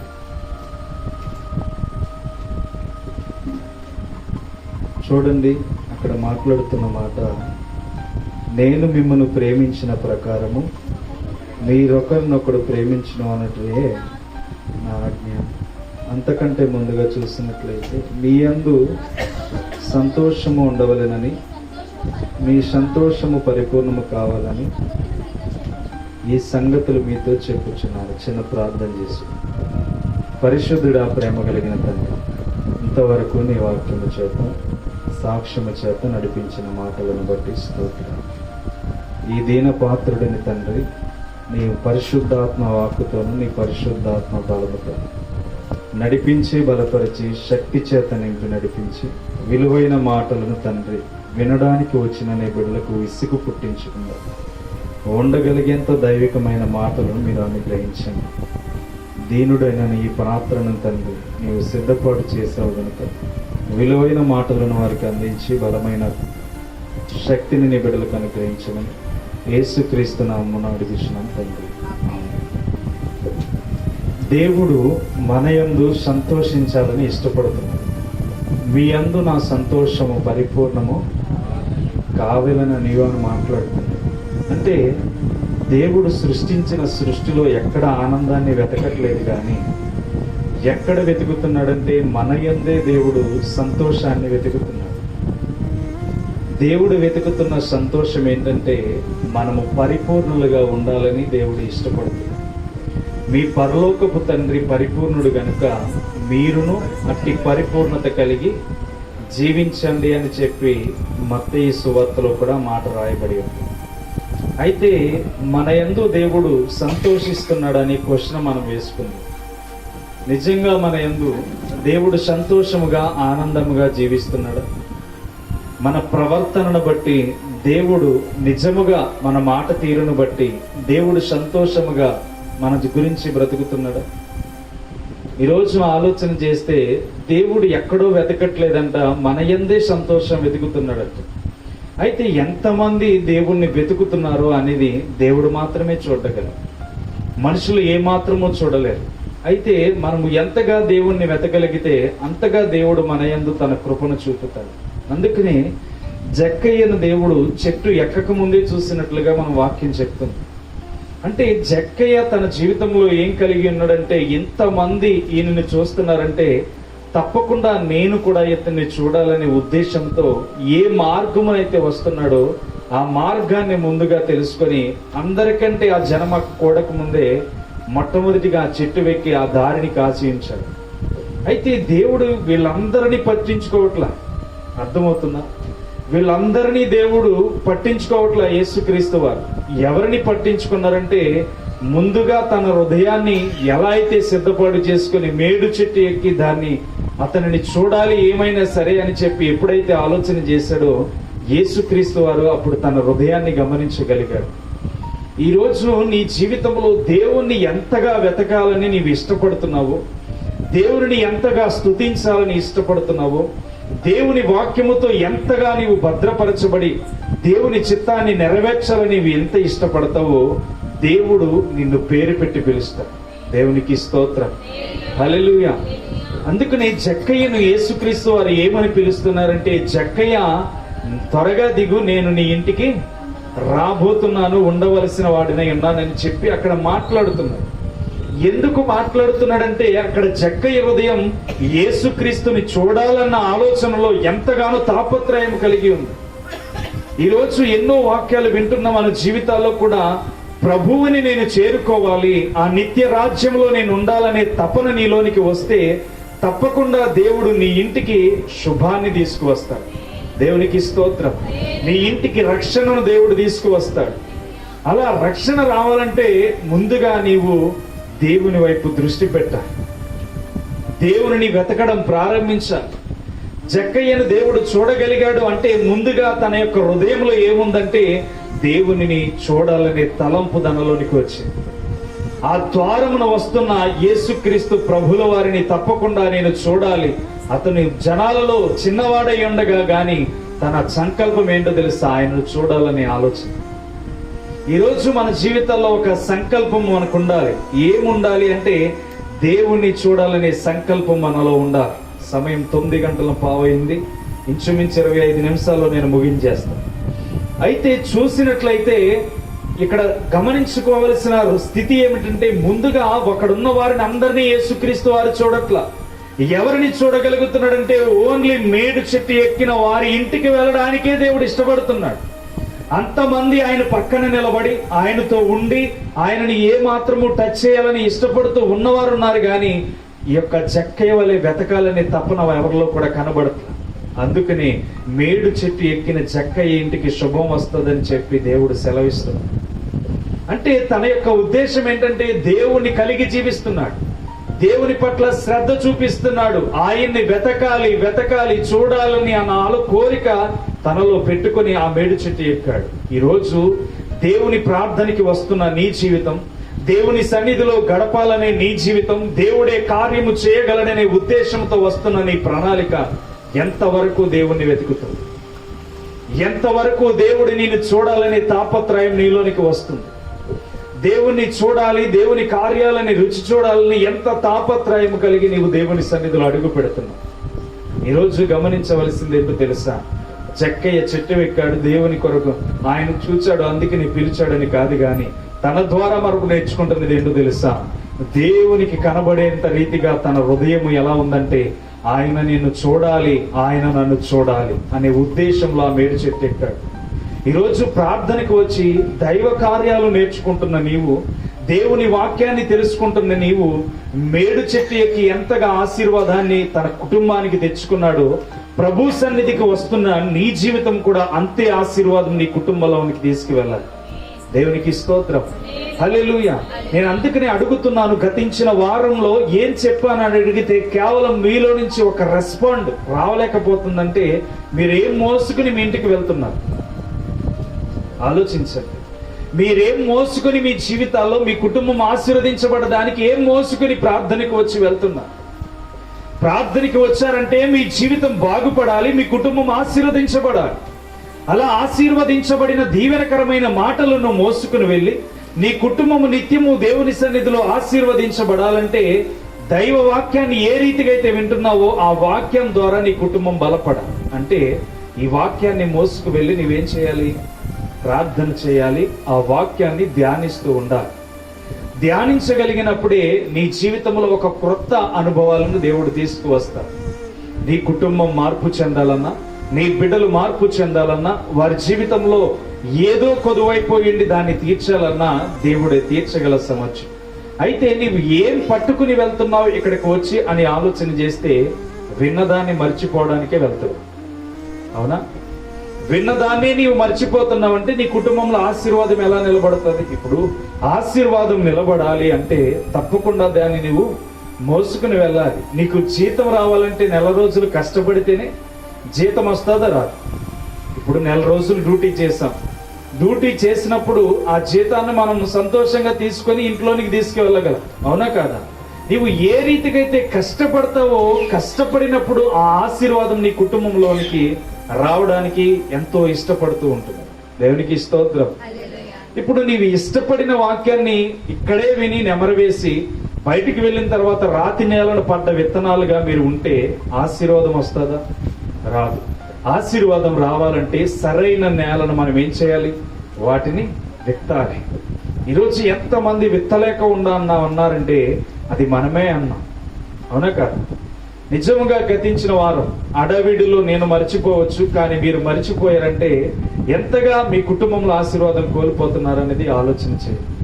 వాక్యము బోధించేవాడు ఏ రీతిగా బోధిస్తున్నాడో గమనించండి. గమనించిన తర్వాత ఆ వాక్యం వాక్యానుసారంగా ఉందో లేకపోతే మనుషులకు సంతోషపరిచే విధముగా ఉందో ఆలోచన చేయండి. గద్దింపు కలిగిన వాక్యం మీకు వినపడుతున్నప్పుడు దాని ద్వారానే మీ జీవితాలను కట్టుకోండి. లేదు వింటే విన్నారులే, వారి కుటుంబం రక్షించబడితే రక్షించబడిందిలే అని చెప్పి వెళ్ళిపోయే వాక్యాన్ని అయితే మనం ప్రకటించకూడదు, చెవులతో వినకూడదు. దేవుడు అదే చెప్తున్నాడు. మీరు జక్కయ్య విషయంలో ఆలోచన చేస్తే వాళ్ళందరూ చుట్టుముట్టేసి అతనికి కనబడకుండా చేశారు, కానీ తన సంకల్పం ఏంటో తెలుసా? ఈయనను నేను చూడాలి, ఈయనను నేను చూడగలగాలి, ఈ సమయం అందే చూడగలగాలి. ఏ మార్గమును వస్తున్నాడో ముందుగా గమనించాడు. ఆ మార్గమును ఆ చెట్టు వెక్కి యేసుక్రీస్తును చూడగలిగాడు. దేవునికి స్తోత్రం. ఇప్పుడు రానయ్యున్న రారాజు ఏ రీతిగా రాబోతున్నాడో మనకు అన్ని విధాల ద్వారములు తెరిచి ఈ మార్గములో నేను రాబోతున్నానని చెప్పిన తర్వాత కూడా ఇంకా మన జీవితాల్లో నిర్లక్ష్యత ఉంటే రానయ్యున్న రారాజు త్వరగా వస్తాడు. ఆ మార్గములో నీవు లేకపోతే గనక నిన్ను విడిచిపెట్టి వెళ్ళిపోతాడు. అవునా కాదు? ఎత్తబడే గుంపులో ఎంతమంది చేరతామో ఎవరికి తెలియదు, కానీ వెళ్ళాలనే సంకల్పం మనలో ఉండాలి. దేవునికి స్తోత్రం. ఆ ఎత్తబడే గుంపులో నా జీవితం కనబడాలి, ఆ ఎత్తబడే గుంపులో నా జీవితం ఉండాలి. ఇది దేవుడు ఏర్పాటు చేసిన మార్గం, ఇందులో నేను వెళ్ళాలి. పాపము చేయక, తప్పులు చేయక, వ్యర్థమైనవి వాటిపైన దృష్టి పెట్టక, ఎదుట వారిది ఏ దీనిని ఆశించక నా జీవితాన్ని ఒక ఏర్పాటు కలిగిన మార్గంలో జక్కయ్య కనబడ్డాడు. యేసుక్రీస్తు వారు వస్తున్నప్పుడు నా జీవితం కూడా ఆయనకి కనబడాలి. నా పరిశుద్ధ కలిగిన జీవితం ఆయనకి కనబడాలి. నా పరిశుద్ధత కలిగిన జీవితం అంతా నేను ఏ రీతిగా అయితే కష్టపడ్డానో నా పరిశుద్ధతను కాపాడుకోవడానికి ఆ రీతిగా నేను ఆయనకి కనబడాలనే దృష్టిలోనికి నువ్వు ఆయనకి వెళ్ళాలి. దేవునికి స్తోత్రం. ఈరోజు మన సంకల్పం ఏంటో తెలుసా? వాక్యం మంచిసేపు బలం ఉంటుంది, వాక్యంలో నుంచి బయటికి వెళ్ళిన తర్వాత మన వీక్నెస్ అంతా సాతానుడు తీసుకుంది. ఏ వాక్యమైనా నిన్ను ఖండిస్తుందంటే నీ జీవితంలో క్రొత్త మలుపును తీసుకురావాలని, నీ జీవితంలో క్రొత్త అనుభవాలను తీసుకురావాలని. ప్రార్థన చేసే వాళ్ళు వేల కొలది ఉన్నారు, మోకరించే వాళ్ళు వేల కొలది, లక్షల కొలది, కోట్ల కొలది ఉన్నారు, కానీ ఎత్తబడే వారు మాత్రం కొంతమంది మాత్రమే ఉన్నారు. అందులో నీవు ఉన్నావా? ఈరోజు నీవు పరీక్షించుకో. జక్కయ్య యేసుక్రీస్తుకు కనబడడానికి గల కారణం ఏంటో తెలుసా? తనలో ఉన్న సంకల్పం ఆయన్ను చూడాలనే ఉద్దేశం. ఈరోజు రానయ్యున్న క్రీస్తుని నీవు చూడాలని ఒక సంకల్పం నీలో లేకపోతే గనక ఏ మాత్రము కూడా జక్కయ్యని చూసిన రీతిగా నిన్ను చూడకపోతే విడవబడకూడదు. అంటే జక్కయ్యలో ఉన్న సంకల్పం ఆయన చూడాలని ఆశ. ఈరోజు పాపము మన చుట్టూ కంచె వేసి మనల్ని దాటనివ్వకుండా దేవుని మార్గంలోనికి అడ్డుగా నిలబడిపోతే దాన్ని తొక్కుకుంటూ వెళ్ళిపోయే మార్గాన్ని నీవు సిద్ధపాటు చేసుకోవాలి కానీ ఆ బందీలో ఉండిపోవడానికి ఏమాత్రము కూడా వీలు ఉండకూడదు. ఏ కంచె నీకు అడ్డుగా ఉంది ఆ కంచె నువ్వేం చేయాలంటే తొక్కుకుంటూ వెళ్ళిపోవాలి. అగ్నికి అడ్డొచ్చేది ఈ భూమి మీద ఏది లేదు. దేవునికి స్తోత్రం. అగ్నికి ఏదైనా అడ్డు వెళ్ళగలదా? కాల్చబడుతున్న అగ్నికి ఏదైనా ఎదురు వెళ్ళి నిలబడగలదా? ఎంత ఇనుమైన కరిగిపోవాలి, ఎంత బంగారమైన కరిగిపోవాలి, కరగనిది ఏదైనా సరే ఆ వేడికి ఏమవ్వాలి? కరిగిపోవాలి. అటువంటి అగ్నిగల శక్తిని దేవుడు మనలో ఉంచాడు. నీకు అడ్డుగా ఉండే ఏ బండనైనా దేవుడు తొలగించగలడు. దేవునికి స్తోత్రం. నీ జీవితంలో ఇది సాధ్యం కాదు అనుకున్న దాన్ని కూడా దేవుడు సాధ్యపరచగల దేవుడు. మనుషులకు అసాధ్యమే గాని పరలోకమందున్న దేవునికి సమస్తమును సాధ్యమే. అందుకనే నిన్ను అగ్ని వంటి వారిగా దేవుడు పుట్టించాడు గాని ఏదో నీవు బలహీనురాలు అని దేవుడు పుట్టించలే. నీవు బందీవైపోతున్నావంటే నీవు బలహీనురాలు అని అర్థం. నీవు బందీవి కాకుండా తొక్కుకుంటూ వెళ్ళిపోతున్నావంటే అగ్ని వంటి శక్తి కలిగిన స్వభావం నీలో ఉందని అర్థం. దేవునికి స్తోత్రం. ఈరోజు రక్షణ మనకు చాలా సేరువుగా ఉంటే ఆ రక్షణను దూరపరుచుకొని మనం బ్రతుకుతున్నాం. బాప్తిసం పొందితే ఎక్కడ పాపం చేస్తాం, నోటి మాటను అదుపు పెట్టుకోలేమనే ఆలోచనలో బ్రతుకుతున్నాము కానీ ఆ అదుపు తప్పిన కంట్రోల్ని బాప్తిసం తీసుకున్న తర్వాత నేను కంట్రోల్లో ఉండగలననే ఆలోచన నీలోనికి రావాలి. ఈ అంత్య దినాల్లో మనం చేయవలసింది ఏంటంటే మన దేహాలను మనము కాపాడుకోవడంలో ప్రయాసపడాలి. అర్థమవుతుందా? మన నోటిని మనం కాపాడుకోవడంలో స్థిరపడాలి. మన జీవితాన్ని వెలిగించుకోవడంలో స్థిరపడాలి. ఎందుకంటే జక్కయ్య ఇంటికి వెలుగు రావడానికి గల కారణం ఏంటో తెలుసా? ముందుగా తనను యేసుక్రీస్తు చూడాలి, యేసుక్రీస్తుని నేను చూడాలనే సంకల్పం అతనిలోనికి వచ్చింది. దేవునికి స్తోత్రం. హల్లెలూయా. దేవుడు తన చిత్త ప్రకారంలో ఏం చేస్తున్నాడంటే మానవులని కాపాడడంలో ఎంతో వెతుకులాడుతున్నాడు. అందుకనే మీ అందు నా సంతోషము పరిపూర్ణమగినట్లుగా మీరు నిలిచి ఉండండి అని ఒక మాట మాట్లాడుతున్నాడు. ప్రేమ యందు నిలిచి ఉండండి అని చెప్తున్నాడు. ఈరోజు దేవుణ్ణి ఎంత మనము సంతోషపరచగలుగుతున్నాం? మన క్రియలను బట్టి సంతోషపరచగలుగుతున్నామా? నిజంగా పెళ్లి విషయంలో చాలా టెన్షన్ వచ్చింది. ఎందుకంటే అనేక మంది పెళ్లికి వెళ్ళి డ్యాన్స్ చేశారు. ప్రతి ఓడు వచ్చి అందరికీ డ్యాన్స్ చేశారు, నువ్వు మాకు డ్యాన్స్ చేయకుండా చేస్తున్నావు ఏంటంటే ఇప్పుడు నేనేం చేయాలి? అర్థం చేసుకోవాలి. ప్రతి ఊరు పాపం చాలా మంది వచ్చి బాధపడ్డా, నువ్వు ఊర్లో అందరి పెళ్లికి తొక్కేసావు, మీ అన్ని పెళ్లికి తొక్కడానికి మాకు అధికారం ఇవ్వడం లేదంట. ఇప్పుడు చెయ్యిస్తే లోకానుసారమైన భక్తి అవుతుంది, చెయ్యకపోతే దేవునికి అనుసారమైన భక్తి అవుతుంది.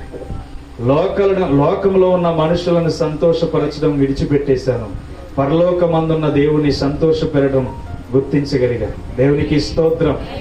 ఎంతో మందికి బట్టలు ఇప్పుడు డ్యాన్స్ చేసిన రోజులు కూడా నా జీవితంలో ఉన్నాయి.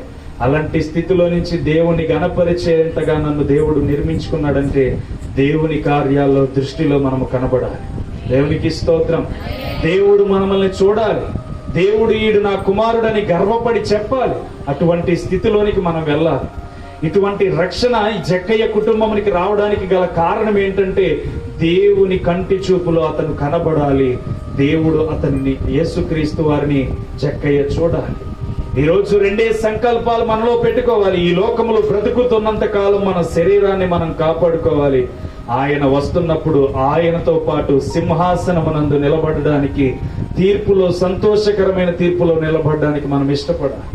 జక్కయ్య విషయంలో రెండోది చూస్తే అతడు చూడండి 6వ వచనంలో మాట్లాడుతున్నాడు. అతడు త్వరగా దిగి సంతోషముతో ఆయనను చేర్చుకొనెను. అందరూ అది చూచి ఈయన పాపి అయిన మనిషిని యొద్ద బస చేయొచ్చ వెళ్ళినని చాలా సనుగుకొనిగిరి. దేవునికి స్తోత్రం. హల్లెలూయా. సనుగుకొనటం దేవునికి తెలియదంటారా? అతని ఇంటికి వెళ్తే ప్రజలు సనుక్కుంటారు అని చెప్పి యేసుక్రీస్తుకు తెలియదంటారా? మరి ఎందుకు యేసుక్రీస్తు అతని ఇంటికి వెళ్ళాడంటే పాపిని రక్షించడానికి మాత్రమే ఈ లోక రక్షకుడు వచ్చి ఉన్నాడు. దేవునికి స్తోత్రం. అక్కడ గుర్తిస్తున్న ప్రజలు అనుకుంటున్నారు, ఇంతకాలము వీడు పాపము చేసి అనేక మంది దగ్గర లంచము తీసుకున్నాడు. ఏంటంట? లంచము తీసుకొని ఇష్టానుసారంగా బ్రతికి వీడు ఏది మడితే అది బాధ పెట్టిన వీడు ఇంటికి వెళ్తున్నాడు ఏంటి నా అని చెప్పి 10 మంది మాట్లాడడం ప్రారంభించారు. అయితే ఈ యొక్క ఉద్దేశమును మనం ఆలోచన చేస్తే, పాపము చేసిన మన బ్రతుకులను దేవుడు రక్షించడానికి వచ్చాడని మనము తెలుసుకొని పాపాన్ని విడిచిపెట్టి, ఇదిగో సహోదరుడా లేకపోతే సహోదరి, ఇంతకాలము నేను పాపములో జీవించా, ఈ పాపము గురించి ఎరుగక నేను నడిచాను, ఈ పాపము నాకు తెలియకుండా నన్ను ముంచివేసింది గనుక ఈ రోజు ఒక ఆయన నన్ను రక్షించడానికి వచ్చాడు, దాన్ని తెలుసుకునే నేను భక్తి జీవితాన్ని జీవిస్తున్నాను గనుక మీరు సూటిపోటి మాటలు మాట్లాడుకుంటున్నారా, దేవునికి మహిమ. మీరు నన్ను తక్కువ చేసి మాట్లాడుతున్నారా, దేవునికి మహిమ. నన్ను కించపరిచి మాట్లాడుతున్నారా, దేవునికి మహిమ. నేను తెలియనప్పుడు మిమ్మల్ని దూషించాను, బాధ పెట్టాను, ఇష్టానుసారమైన జీవితాన్ని జీవించాను. ఈ ఆలోచనను బట్టి ఈరోజు నిజమైన రక్షణ ఏంటో నేను తెలుసుకొని నా బ్రతుకును మార్చుకున్నాను.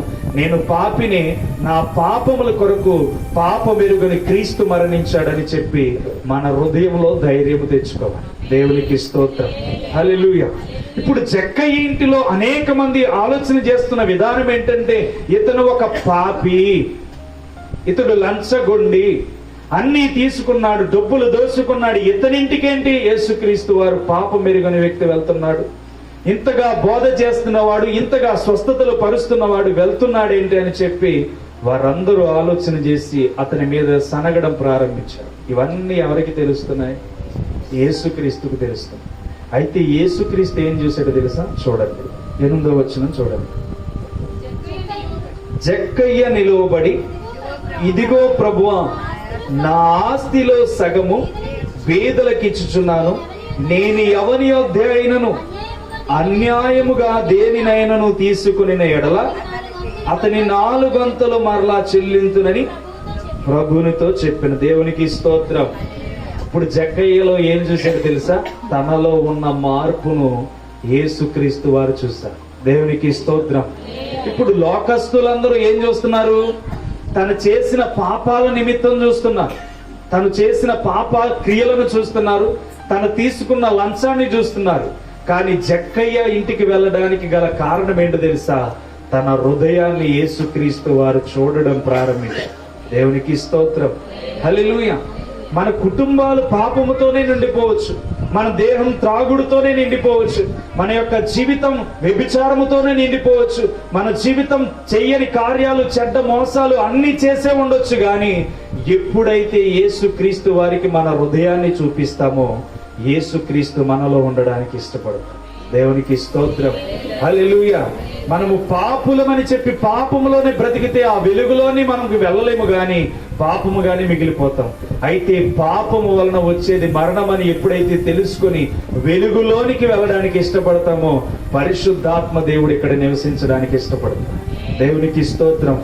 అందుకనే జక్కయ్యను చూసిన యేసుక్రీస్తుతో మాట్లాడుతున్న జక్కయ్య మాటలు ఏమైనా ఉన్నాయంటే, ఇక్కడ మాట్లాడుతున్న మాట, ఇదిగో నా ఆస్తిలో సగము బీదలకు ఇచ్చుచున్నాను, నేను ఎవని యొద్దైనను అన్యాయమును దేనినైనను తీసుకునే ఎడతలకి 4 గంతలు ఏంటంట, 4 గంతలు మరలా చెల్లించడానికి ఇష్టపడుతున్నాడు. దేవునికి స్తోత్రం. దేవుడు తగ్గింపును చూస్తున్నాడు. ఏం చూస్తున్నాడు? తగ్గింపును చూస్తున్నాడు. ఈరోజు నీ జీవితంలో తగ్గింపు కలిగిన ఏర్పాటు నీలో కలుగుతుంటే దేవుడు నిన్ను కూడా చూస్తాడు. నీలో దేవుని కొరకు బ్రతకాలనే తాపత్రయం నీలోనికి వస్తూ ఉంటే దేవుడు నిన్ను వెతకడం ప్రారంభిస్తాడు. జక్కయ్యను కన్నులెత్తి దేవుడు చూసి, జక్కయ్య పొరపాటును పిలవలే, జక్కయ్య నీ ఇంటికి నేను ఈరోజు రాబోతున్నాను, నీ ఇంట్లోనే నేను అడుగు పెట్టబోతున్నానని చెప్పిన రీతిగా దేవుడు నిన్ను ఎప్పుడైతే తగ్గింపు కలిగి జీవితాన్ని చూస్తాడో తప్పకుండా నిన్ను వెతకడం దేవుడు ప్రారంభిస్తాడు. దేవునికి స్తోత్రం. నిన్ను వెతకడం ప్రారంభిస్తే నిన్ను ఆశీర్వదిస్తున్నట్లే కారణం. దేవుడు ఆశీర్వదించడం, దీవెనకరముగా మలచడం, ఎంతగానో అభివృద్ధి పొందడం దేవుడు చూపిస్తే ఎల్లకాలము నీ కుటుంబం ఆశీర్వదించబడుతూనే ఉంటుంది. దేవునికి స్తోత్రం, హల్లెలూయా. ఈ రోజు మనం ఆలోచన చేస్తాం, మనం పాపములను ఒప్పుకోవడానికి ప్రయత్నం చేయం, అవునా? మనం పాపములను ఒప్పుకోవడానికి ప్రయత్నం చేయాలి. మీకు చెప్పాను, తల్లి గర్భములో నుండి మొదలుకొని ఈ చివరి సెకండ్ వరకు మనము చేయవలసినది ఏంటంటే పాపాన్ని ఒప్పుకోవడం. ఏంటి? పాపాన్ని ఒప్పుకోవడం. ప్రభువా, దీని యందు నేను ఎంత పాపం చేశాను, ఈ విషయంలో నేను ఎంత పాపాన్ని చేశాను, వడ్డీలు తీసుకున్నాను, వ్యత్యాస కలిగిన జీవితాన్ని జీవించాను, తల్లిదండ్రుల్ని మోసం చేశాను, లేకపోతే నా కుటుంబంలో సమాధానం లేని పరిస్థితులు, దొంగతనాలు ఎన్నో చేశాను, ప్రభువా నన్ను క్షమించు అని చెప్పి అడగడం మనం విడిచిపెట్టేస్తాం. అయితే ఇవన్నీ మనం పశ్చాత్తాపము కలిగి అడగాలి. ఎప్పుడైతే మనం పశ్చాత్తాపము కలిగి దేవుణ్ణి అడుగుతామో ఆ పశ్చాత్తాపానికి విరుగుడు మందు దేవుడు ఇస్తాడు. దేవునికి స్తోత్రం. ఇప్పుడు ఈ యొక్క జక్కయ్యలో దేవుడు ఏం చూశాడంటే తనలో ఉన్న మార్పును చూశాడు. అందుకని ప్రభువుల వారి దగ్గరికి వెళ్ళి, ప్రభువా, నేను బీదల దగ్గర దోచుకున్నదంతా బీదలకి ఇచ్చేస్తాను. ఎంత ఇస్తానంటే 4 రెట్లు నేను చేసిన పొరపాటంతా సరిదిద్దుకుంటాను. ఇదంతా నాకు తీర్చే ప్రభువా అని చెప్పి అక్కడికి వెళ్ళి తను పశ్చాత్తాపపడి ఆ దోచుకున్నదంతా ఏం చేశాడంటే పేదలకు ఇచ్చేశాడు. దేవునికి స్తోత్రం. హల్లెలూయా. ఎప్పుడైతే మనం ఆసక్తి కలిగి, ప్రభువా నీ కొరకు నేను నిలబడాలనుకుంటున్నాను, నీ చిత్తములో బాప్తీసం పొంది రక్షణ మార్గములో అడుగుపెట్టి నేను కూడా యథార్థత కలిగిన హృదయాన్ని ధరించుకొని పాపము ఎరుగక నీ కొరకు నిలబడాలని ఇష్టపడుతున్నాను తండ్రి, నన్ను క్షమిస్తావా క్షమించవా అని ప్రాధేయపడుతూ క్షమించే వరకు, మనలో మనశ్శాంతి కలిగేంత వరకు దేవుని దగ్గర ప్రాధేయపడి ప్రార్థన చేస్తే దేవుడు జక్కయ్య ఇంటిని ఆశీర్వదించి రక్షణలోనికి తీసుకువచ్చిన రీతిగా మన కుటుంబాన్ని కూడా రక్షణలోనికి తీసుకువస్తాడు. దేవునికి స్తోత్రం. అందుకనే అక్కడ మాట్లాడుతుంటాడు, అందుకు యేసు ఇతడు అబ్రహాము కుమారుడే, ఎందుకనగా నేడు ఈ ఇంటికి ఏం కలిగిందంట? రక్షణ వచ్చింది. ఎప్పుడు వచ్చింది? జక్కయ్య మొదటిగా వెతకడం చూశాడు, జక్కయ్యను దేవుడు చూడడం చూశాడు, తర్వాత వాళ్ళ ఇంటిలోనికి రావడం చూశాడు.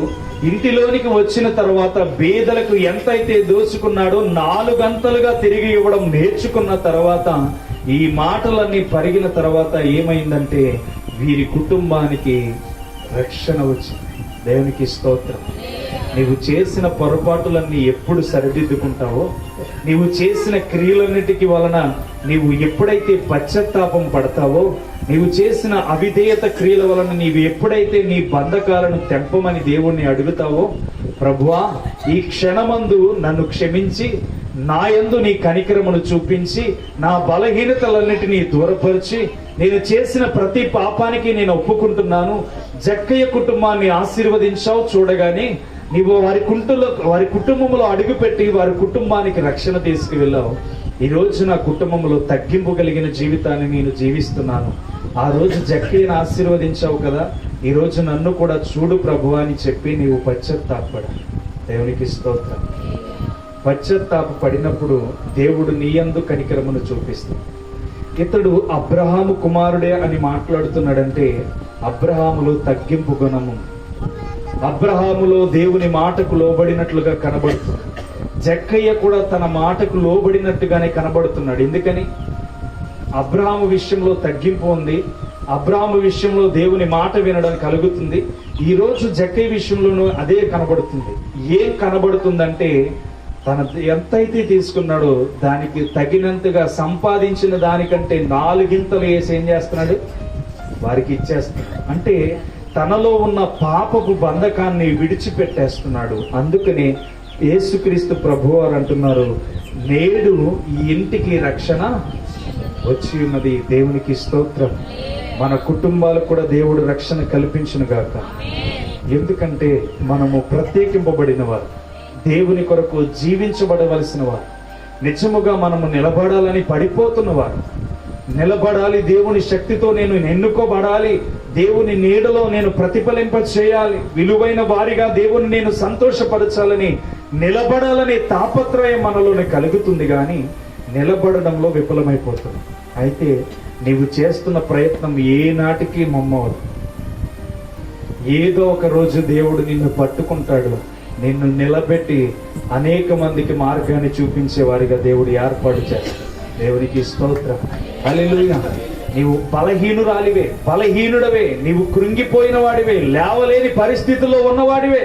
నిన్ను చూడలేని వారు నిన్ను విసుగు పుట్టించేంతగా నీ మనస్సును కృంగదీస్తూ పాపం చేసిన ఈమె భక్తిరాలా అని చెప్పి మాట్లాడుతున్న వారే రేపు నీ కోసం డప్పు వేసి మరి ఈమె దైవ భక్తురాలని చెప్పి మాట్లాడుతారు. దేవునికి స్తోత్రం, హల్లెలూయా. అంత స్థితిని దేవుడు నీకు తీసుకురాబోతున్నాడు. అలాంటి పరిస్థితిలో దేవుడు నిన్ను నిలవబెట్టబోతున్నాడు. ఎందుకో తెలుసా? లోకములో నిలబడాలని కాదు, దేవుని రాజ్యంలో నిలబడాలని నీ ఒక ఆలోచన కలిగి ఉన్నావు. దేవుని చిత్తాన్ని నేను జీవించాలి, దేవుని కొరకు నేను బ్రతకాలి, దేవుని కొరకు నేను మారాలి, దేవుని శక్తి చేత నేను వర్ధిల్లాలి అనే ఆలోచన చేత దేవునికి మొర్ర పెడుతున్నావు చూడు. ఆ మొర్రను దేవుడు విడిచిపెట్టాడు. ఆ మొర్రను దేవుడు విడిచిపెట్టడు. నీ బలహీనతల నుంచి దేవుడు బయటికి తీసుకురావడానికే నీకు కొంత సమయాన్ని ఏర్పాటు చేశాడు. చేసి ప్రార్థన ఆపేస్తావా? లేకపోతే చేస్తున్న ప్రార్థనకు ఫలితం రాలేదని విడిచిపెట్టేస్తావా అని చెప్పి దేవుడు కొంతకాలం ఆలస్యం చేస్తున్నాడు. ఈ ఆలస్యం వెనకాల నీ ఓర్పు కనపడాలి. ఈ ఆలస్యం వెనకాల నీ విశ్వాసం కనపడాలి. ఈ ఆలస్యం వెనకాల నీ బలము కనపడాలి. విడువక దేవుణ్ణి సేవిస్తున్న నా కుమార్తెని ఇక లేట్ చేయకూడదని దేవునికే ప్రేరేపణ రావాలి. దేవునికి స్తోత్రం, హల్లెలూయా. అటువంటి స్థితిలో నీవు కనబడినప్పుడు దేవుడు మహా అద్భుతముగా నిన్ను మారుస్తాడు. మనుషులు వచ్చి నీ మీద దాడి చేసినా నీకు పెద్ద పట్టింపు ఉండదు. మనుషులు వచ్చి నీ మీద నింద వేసినా పెద్ద పట్టింపు ఉండదు. ఎందుకో తెలుసా? నీవు నలిగి దేవుని చెంతకు వచ్చావు కదా. నీవు నలిగి దేవుని చేత నలగొట్టబడి ప్రార్థన అంటే ఏంటో తెలుసుకొని, విశ్వాసం అంటే ఏంటో తెలుసుకొని నీవు నిలబడలేని పరిస్థితుల్లో నుంచి నీవు నిలబెట్టడానికి దేవుడు సహాయం చేశాడు గనుక దేవుడే నిన్ను బలవంతురాలుగా మారుస్తాడు. దేవుడే నిన్ను బలమైన వాడిగా మారుస్తాడు. దేవునికి స్తోత్రం, హల్లెలూయా. జక్క ఇంటికి రక్షణ రావడానికి గల కారణం ఏంటో తెలుసా? మేడు చెట్టు ఎక్కినప్పుడు తన ఉద్దేశం ఏంటంటే ఆయనను ఎలా అయినా చూడాలనే సంకల్పం.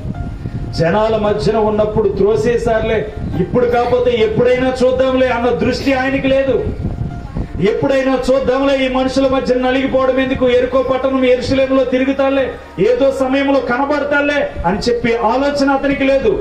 ఎలా అయినా ఆయన్ని చూడాలనే పట్టుదల సంకల్పం ఆయనలో ఉంది. దేవునికి స్తోత్రం. దేవుని వాక్యాన్ని వినడానికి వస్తున్న నీవు ఆ వాక్యాన్ని విని దేవునితో పట్టు కలిగి ప్రార్థన చేస్తే ఎలా అయినా ఆయన వాక్యం ద్వారా ఆయన స్వరాన్ని వినగలం. దేవునికి స్తోత్రం, హల్లెలూయా. నీవు జయించలేననుకున్న విధానాన్ని దేవుడు జయించగల సమర్థుడని నీవు చూడగలవు. నీ స్థితి గురించి మాట్లాడుతున్న దేవుడు ఈ రాత్రి నిన్ను దర్శించడం ఖాయం. దేవునికి స్తోత్రం, హల్లెలూయా. ఈ రాత్రి నీవు పట్టుదల కలిగి ప్రార్థన చేస్తే దేవుడు తప్పకుండా మనల్ని విజయంలోనికి తీసుకువెళ్తాడు.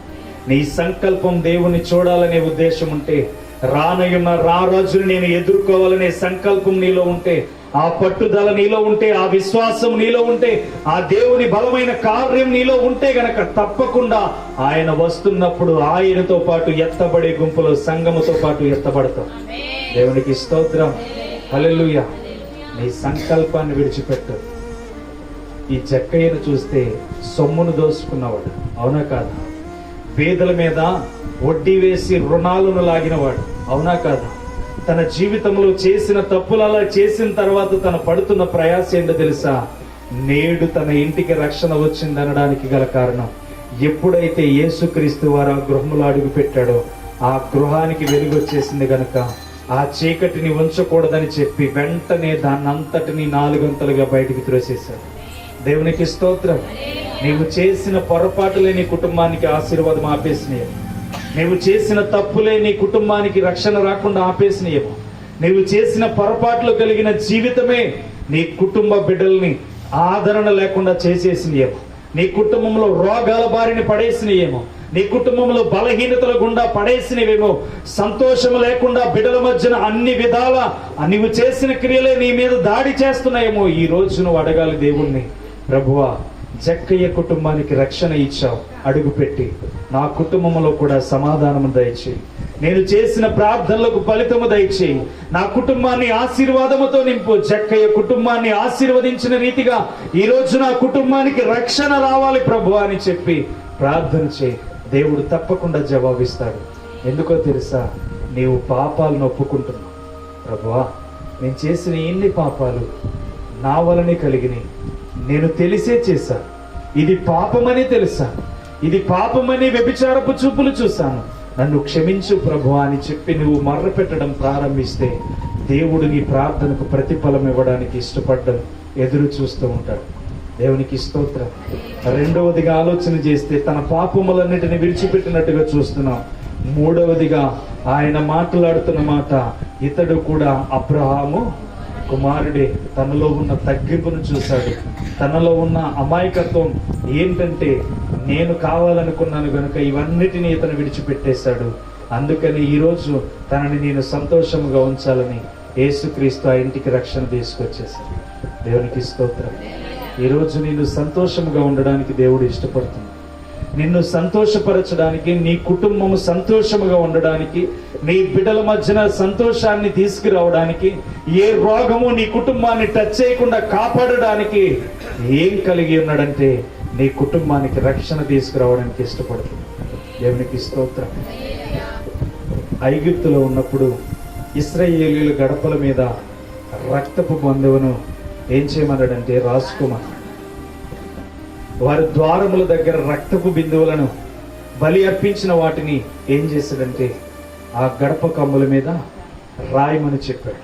ఎందుకో తెలుసా? మరణదూత ఆ ఇంటి నుంచి వేరే ఇంటికి వెళ్ళడం ప్రారంభిస్తాడు.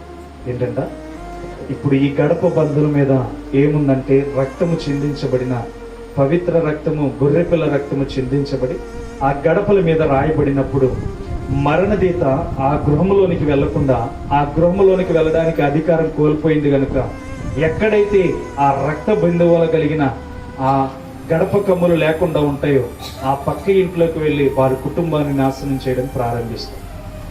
ఇలా వెళ్తున్న సందర్భంలో ఇశ్రాయేలు అన్నిటి గడపల యందు ఏముందంటే రక్త బిందువ రాయబడి ఉంది, గొర్రెపిల్ల రక్తం రాయబడి ఉంది.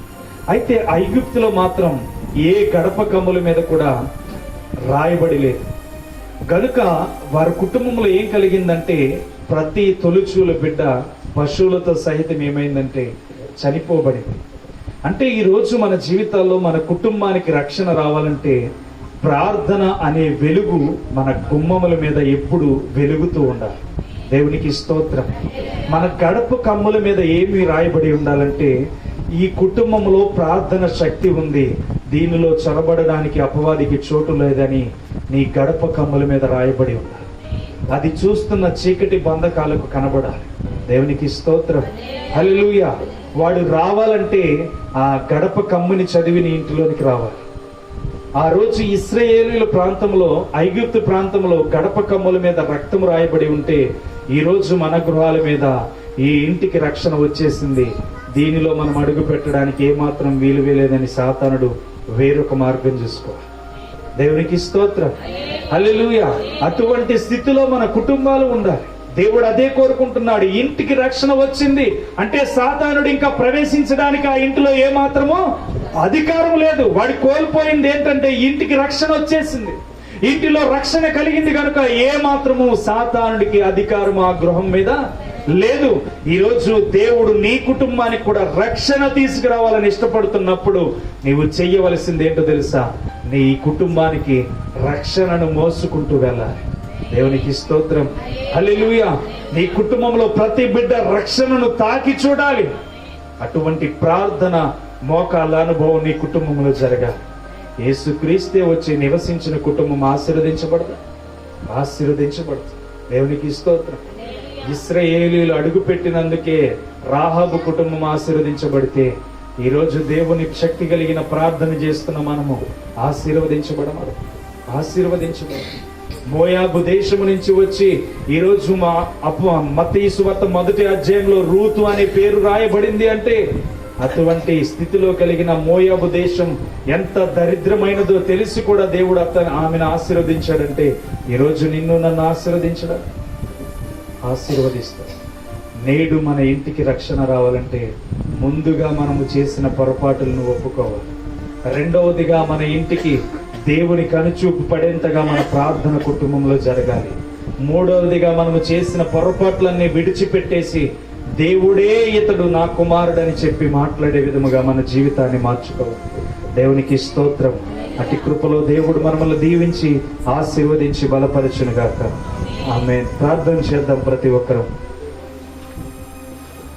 ఒక్కరూ ప్రార్థన చేద్దాం. తలలు వంచి జక్కయ్య ఇంటికి ఎందుకు ఆశీర్వాదం వెళ్ళింది ఒకసారి ఆలోచన చేయండి. జక్కయ్య ఇంటికి ఎందుకు ఆశీర్వాదం వెళ్ళింది ఆలోచన చేస్తే మనకి అర్థమవుతుంది. జక్కయ్య యేసుక్రీస్తును చూడాలనే సంకల్పం కనబడుతుంది. జక్కయ్య యేసుక్రీస్తును చూడాలనే ఉద్దేశం కనబడుతుంది. జక్కయ్య యేసుక్రీస్తుని చూడాలనే సంకల్పం అతనిని కనబడుతుంది. ఈరోజు నీ జీవితంలో యేసుక్రీస్తు నిన్ను చూడాలి, పరిశుద్ధాత్మ దేవుడు నన్ను చూడాలి అనే ఉద్దేశం నీలో ఉంటే, ప్రభువా నన్ను దర్శిస్తావా, నాతో మాట్లాడతావా, నా జీవితాన్ని వెలిగిస్తావా, ప్రభువానికి వందనాలు. కృప కలిగిన తండ్రి, సర్వశక్తిమంతుడానికి స్తోత్రాలు. నీ బిడ్డలతో ఈ దినాన్న మాట్లాడినందుకు స్తోత్రాలు. వీరింటికి రక్షణ తీసుకురావడానికి నీవు మాట్లాడిన మాటలను బట్టి స్తోత్రాలు. మరి ఏ రీతిగా అయితే ప్రభువా నీ సన్నిధానంలో వారి కుటుంబం నిలబడాలి అని ఆశపడుతున్నారు తండ్రి. పరిశుద్ధమైన నీ కృప చేత వీరిని జ్ఞాపకం చేసుకోండి. నేడు వీరి కుటుంబాలకు రక్షణ తీసుకురండి ప్రభు. నేడు వీరి కుటుంబాల్లో రక్షణ నీవు కుటుంబానికి ఆశీర్వాదమును రక్షణ తీసుకొచ్చిన దేవుడు. ఈరోజు మా కుటుంబాలకి రక్షణ తీసుకురండి ప్రభు. ఈరోజు మా కుటుంబాలకి రక్షణ తీసుకురండి ప్రభు. ఈరోజు మాకు రక్షణ తీసుకురండి ప్రభు అని ప్రార్థన చేద్దాం. ప్రభువుల వారి సాక్ష్యం ఇస్తున్నారు. ఈయనే అబ్రహాము కుమారుడే, ఈయన కూడా అబ్రహాము కుమారుడే అని చెప్తున్నాడంటే, ఈ రోజు నీవు దేవుని కుమారుడువా కాదో ఆలోచన చేయి. ఈ రోజు నీవు దేవుని కుమార్తెవో కాదో ఆలోచన చేయి. నిన్ను దేవుడు భారం పెట్టాలని కాదు, నిన్ను తన రాజ్యంలో చేర్చుకోవాలని ఇష్టపడుతున్నాడు. నీవు లోకములో పాడైపోతున్నాడు నా కుమారుడు, నిన్ను రక్షించుకోవాలి. లోకములో పాడైపోతుంది నా కుమార్తె, నిన్ను రక్షించుకోవాలి అని దేవుడు ఇష్టపడుతున్నాడు. నేను ఇష్టపడుతున్న దేవుణ్ణి కష్టపెట్టొద్దు. ఇష్టపెడుతున్న దేవుణ్ణి కష్టపెట్టొద్దు. జకర్యా ఇంటికి ఒక్కసారి అడుగు పెట్టినప్పుడు వెంటనే తనకున్న పాపపు బంధకాలన్నిటినీ 4 గంటలుగా బయటికి విడిచిపెట్టేశాడు. ఈరోజు దేవుని వాక్యాన్ని వింటున్న నీ జీవితం, నీ పాపపు బ్రతుకును పూర్తిగా విడిచిపెట్టేమని దేవుడు అడుగుతున్నాడు. తన రక్తముతో నిన్ను కడగాలని దేవుడు ఇష్టపడుతున్నాడు. తన రక్తములో నిన్ను శుద్ధీకరించాలని ఇష్టపడుతున్నాడు. తన రక్తములో నిన్ను పవిత్రపరచాలని దేవుడు ఇష్టపడుతున్నాడు. తన రక్తములో పవిత్రత కలిగిన వారిగా దేవుడు నిన్ను మార్చాలని ఇష్టపడుతున్నాడు. ఈరోజు జక్కయ్య ఇంటికి ఆశీర్వాదం వస్తే, ఆ దినాల్లో జక్కయ్య ఇంటిని దేవుడు ఆశీర్వదిస్తే, ఈ దినాల్లో నిన్ను దేవుడు ఆశీర్వదించడానికి ఎదురు చూస్తున్నాడు. ఈ దినాల్లో నీ కుటుంబాన్ని దేవుడు రక్షించడానికి ఇష్టపడుతున్నాడు. తన ముఖ కాంతిని నీ కుటుంబం మీదకి తీసుకురావాలని ఇష్టపడుతున్నాడు. ఈరోజు నీ కుటుంబంలో చీకటి ఉంటే దాన్ని దూరపరచు. ప్రార్థన ధూపం వేసి నీ కుటుంబాన్ని ఆశీర్వాదకరముగా మార్చు. ప్రార్థన ధూపం వేసి నీ కుటుంబాన్ని బలమైన వారిగా మార్చు. ఈరోజు నీవు బలహీనురాలివే, కానీ నా దేవుడు నిన్ను బలవంతురాలిగా మార్చబోతున్నాడు. నా దేవుడు నిన్ను బలవంతుడిగా మార్చబోతున్నాడు. నీవు ఏదైతే నా దేవుని కొరకు ఆలోచన చేస్తున్నావు, నీవు ఏదైతే నా దేవుని కొరకు ఇలా ఉండాలని ఆలోచన చేస్తున్నావు, నా దేవుడు నిన్ను గొప్పగా మార్చబోతున్నాడు. నా దేవుడు నిన్ను దూషించిన వారి నోట ఆశీర్వాదకరమైన మాటలు మాట్లాడింపజేయబోతున్నాడు. నా దేవుడిని వెతికిన వారిని సిగ్గుపరిచే దేవుడు కాదా ఆయన? ఎవరైతే ఆయనను వెతుకుతారో, ఆయన్ని ఎంతగా ఆయన కొరకు పరితపిస్తూ ముందుకు వెళ్తారో ఆయన దేవుడు హెచ్చిస్తాడు. వారిని దేవుడు హెచ్చించి ఎవరైతే దూషించారో ఆ నోటి నుంచే ఆశీర్వాదమైన మాటలు నీ కుటుంబం కోసం మాట్లాడేలా చేస్తాడు. దేవుడు ఉన్నతమైన స్థానములో ఉన్నవాడు. ఆయన నిన్న నేడు ఏకరీతిగా ఉన్నవాడు. నీ జీవితాన్ని, నా జీవితాన్ని పర్టికులర్ గా ప్రతి దినము చూస్తున్నవాడు.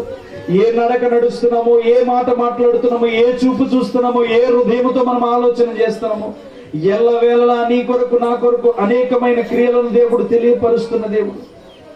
ఈరోజు నువ్వు అనుకుంటున్నావు, ప్రభువా పొరపాటున నా జీవితంలో నేను కోల్పోయాను, పొరపాటున నా జీవితాన్ని నేను కోల్పోయాను. ఎందుకు ప్రభువా ఈ బ్రతుకు ఇంకా నా జీవితాన్ని?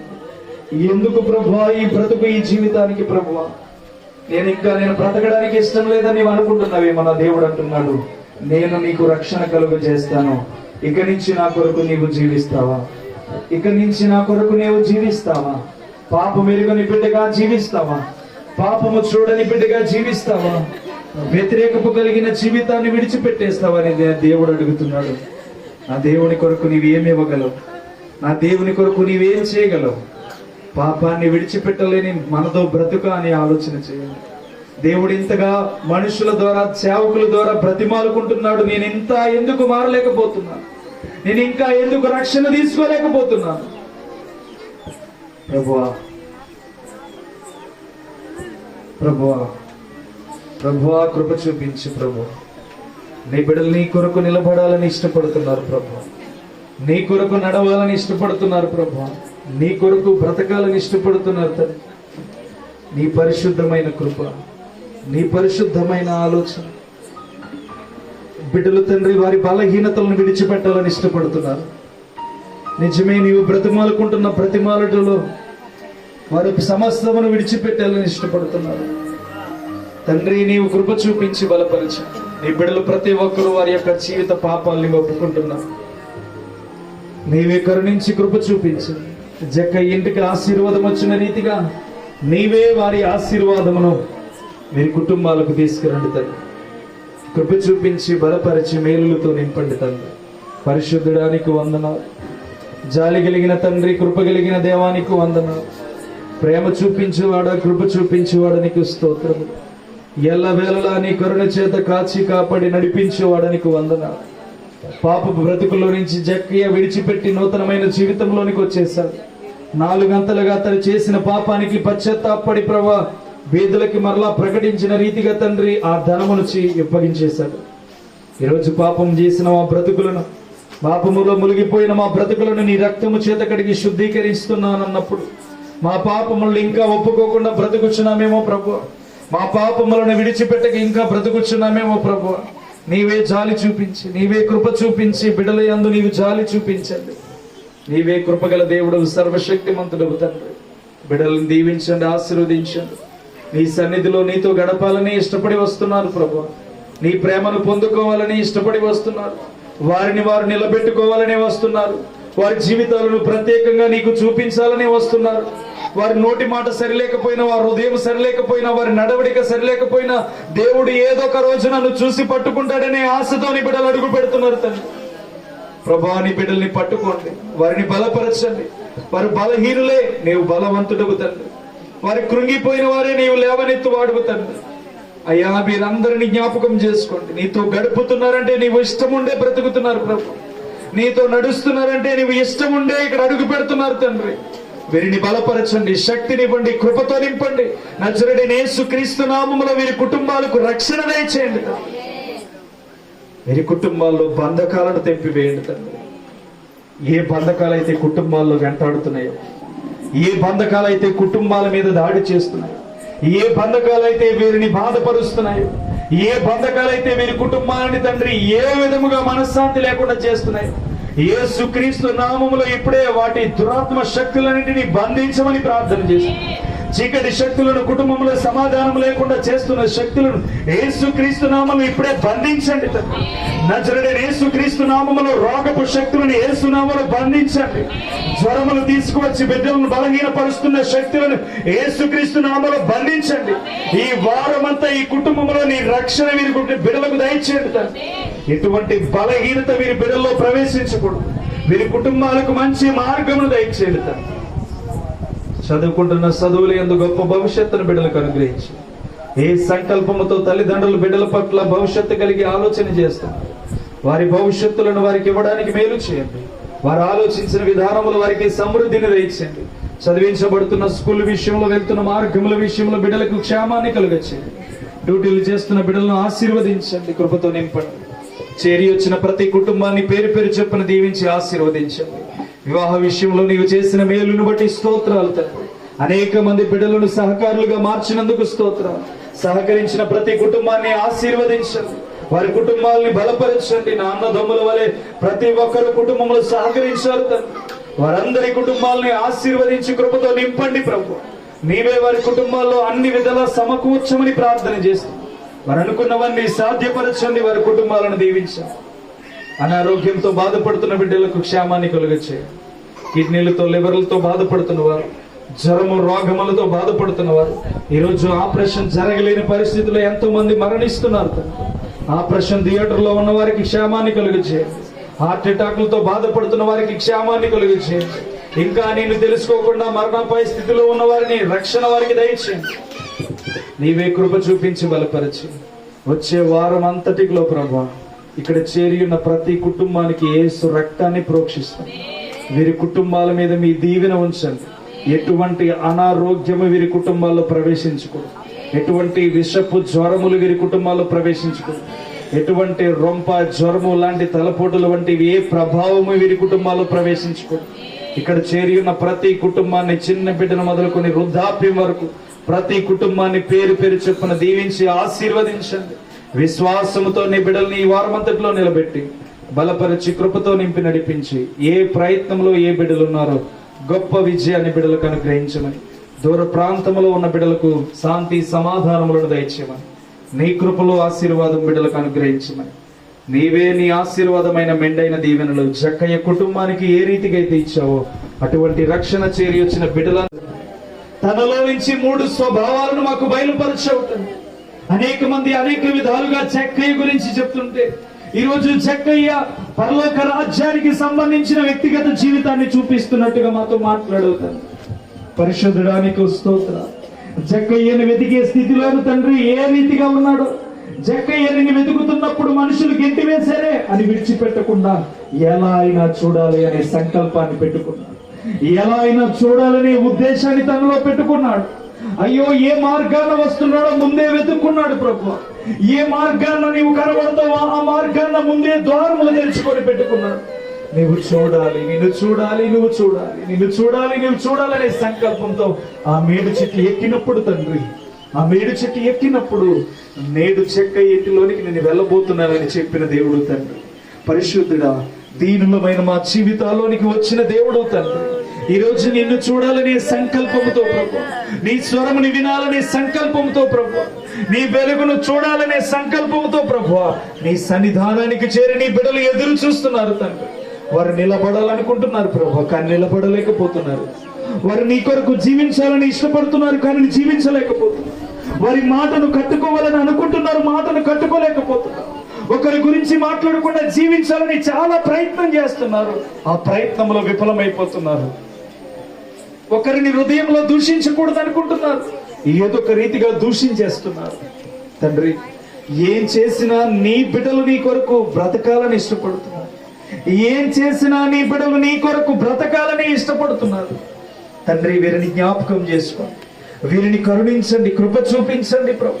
నీ మార్గముల యందు బిడ్డల్ని క్షేమకరముగా నడిపించండి.